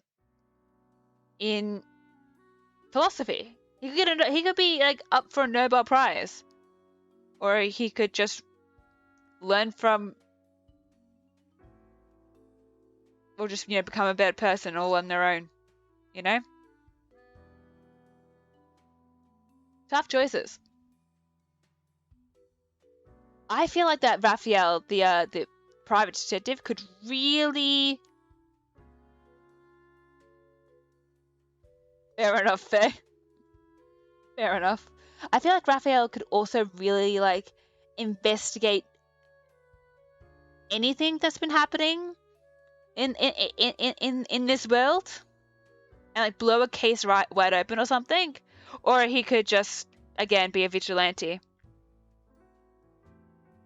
But Faye has spoken. And I will do what the people want. Also, I feel like it's going to be a little bit of chaos, which is not what I'm supposed to be doing. I'm supposed to be bringing order to the world, but it seems like fun. Yep, only 2 people. Perfect, let's go.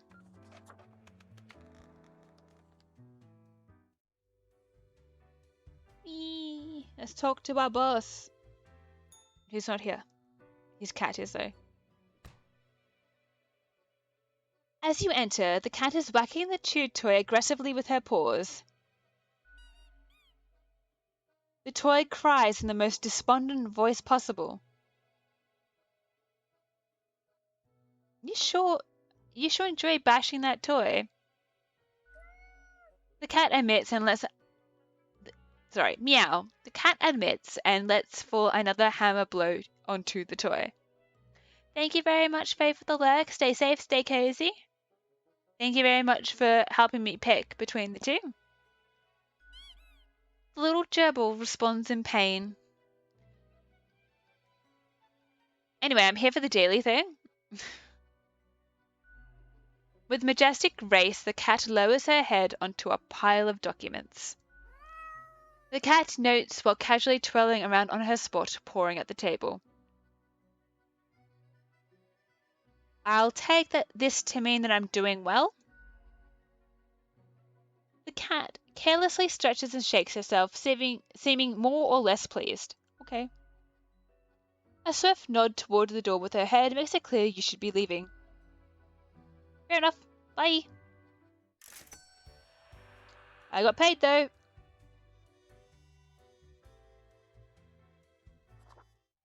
Alright, one more day. Let's check what's in the store.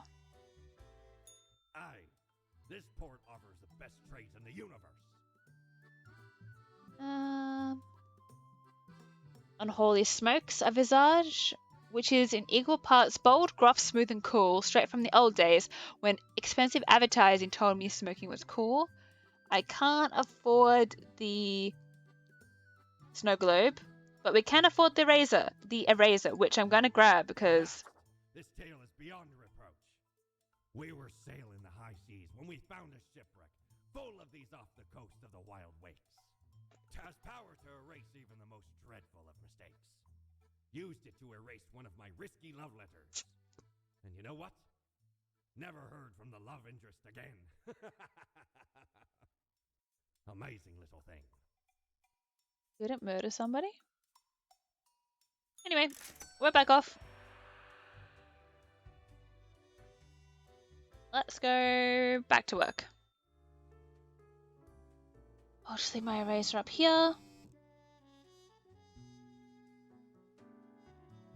There's a red file. It's always February, apparently. Violent clashes break out after death of mathematician. Opposing factions disagree over how to apply the calculations to achieve peace. Okay, that's a little bit of a bad thing.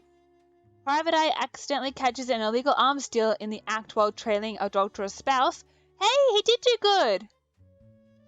A knowing know-it-all dies from their brain becoming far too smart and big for their skull. And nothing was said over the other fellow. Fair enough. The military chaplain. Right. Ma, your hands will be kept mighty busy today. What the darn have you been up to over at the office? From what I can see in the data, it looks like a proper mess. What? A total of 7 humans have to die. At least 2 humans with a religious background have to die. Spare any retired people if possible. Well, no time to waste. Okay, well, I don't know what... No, I'm the one... I'm just doing what I've been told to do. Right, what's this red one?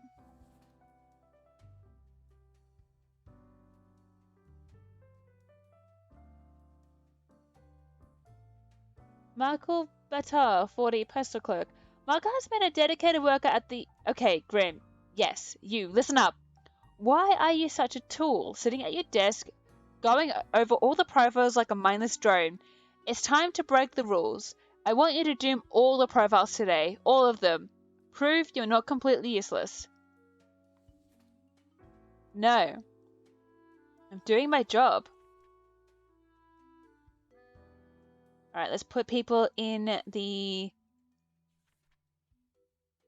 their piles. We've got Henry Caliver, 44, cleric. Henry is a devoted member of the church with a weakness for pastries and crime novels. Ever since reading a book about the crafty monks at a secluded monastery, they have dreamt of saving their family using fancy deductive abilities. Little do they know,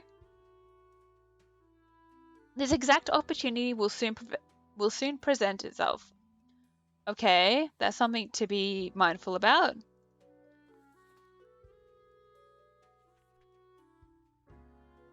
Okay, got another. So I'm gonna keep a pile. So we're gonna have the religious, the retired, and everybody else.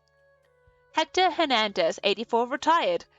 For nearly 50 years, Hector produced and hosted a series of fun and educational television shows that revolved around being nice to people and making the world a better place. They won numerous awards and honors for their many good deeds. Alright? Baltazar Bowers, 53, ex-child actor. As a child, Baltazar starred in a series of somewhat popular, if critically lambasted, films.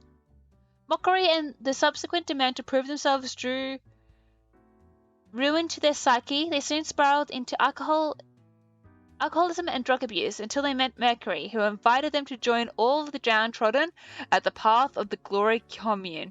I don't like you. I mean, sorry, sir, but I really feel bad about having Mercury around here. That's the person who became a cult leader. And that was my fault, technically, because fate art told me to spare anyone who was religious. Cesare Julianus, 48, unemployed. Cesare used to be a miner until their lungs got completely ruined by pneumocolonialism. This word, also known as black lung. Thank you for the description. Surprised that it still happens at this day and age? That's corporate cost cutting for you. Cesare now survives with their settlement money and medical pension. Alright. Everybody else? Graham Hawlett, 57, sect member. Praise the revelation, cries Graham, the often so-called right-hand person of Mercury St. Iones of the Path of Glory. Little is known of their past, only that they joined the commune at the very beginning. They are seen as the organizational brain behind the whole affair. Oh, you're retired. Terence Hatchett, 63, retired novelist. For 40 years, Terry wrote charming fantastical novels for youth and adults alike. Oh, it's Terry! Terry Pratchett!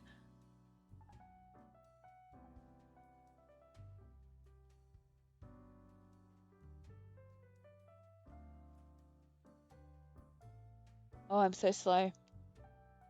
Up until their health began to deteriorate. They still try to write every day, but the process keeps getting more and more difficult.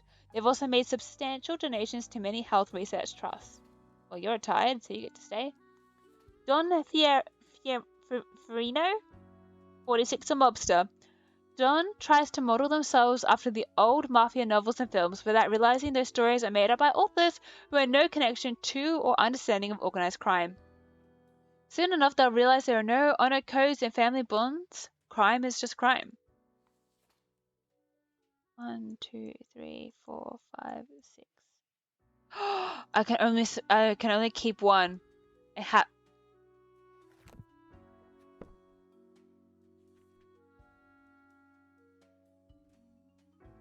One, 2, 3, 4, 5, 6.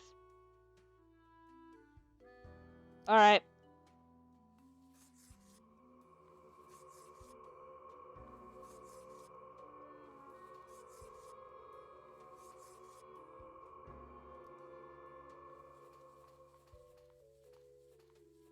And sorry, buddy.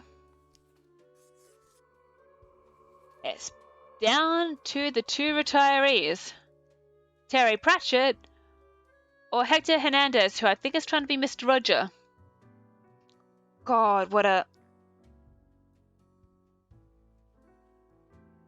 a choice.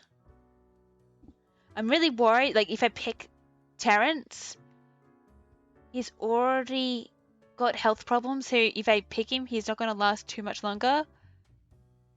But there is a chance he can make it maybe another 20 years. You know, match the ages. Or I can break the rules and say both of them live. Okay, I'm going to go for the novelist. Alright. I feel bad about this, but sure. Making quick decisions, not agonizing over it. Probably a terrible thing to do, but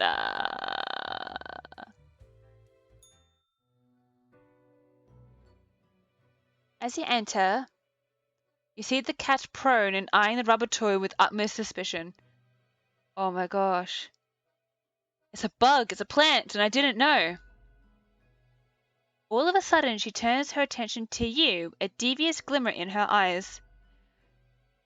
The cat continues to stare, her tail waggling in a manner that seemed pleased.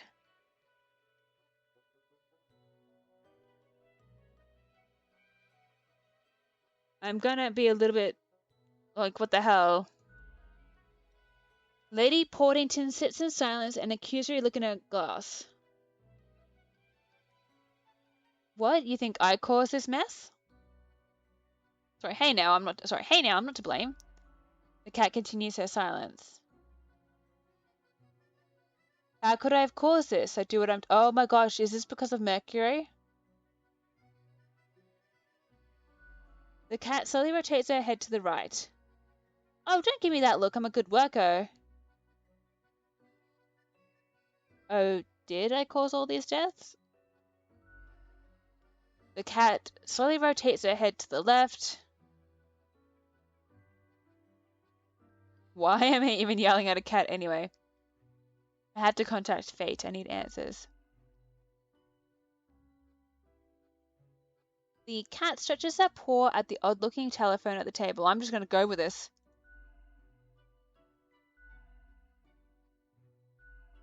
You recognize a familiar voice, although it sounds grainy, filtered through the old-fashioned apparatus. Yes. Why is someone calling me through the office phone? The phone is for emergencies only. I think this is an emergency. I think I really messed up somewhere. Hello? Hello? Damned contraption. It never works. Why do I even have it? Listen, whoever you are. He's probably grim. Okay, whatever happened, whatever you did, you probably did not cause it all by your lonesome. Okay. Things always happen in the world, so, do not worry. You can always choose better tomorrow. Okay, that's a weight off my mind. The phone is silent. Fate has already hung up. Lady... Sorry, honey, I didn't mean to interrupt you. Lady Portington utters a bewildered meow, then performs the closest thing the cat can do to a shrug. You had your chance, now it's time to leave. Alright, thanks!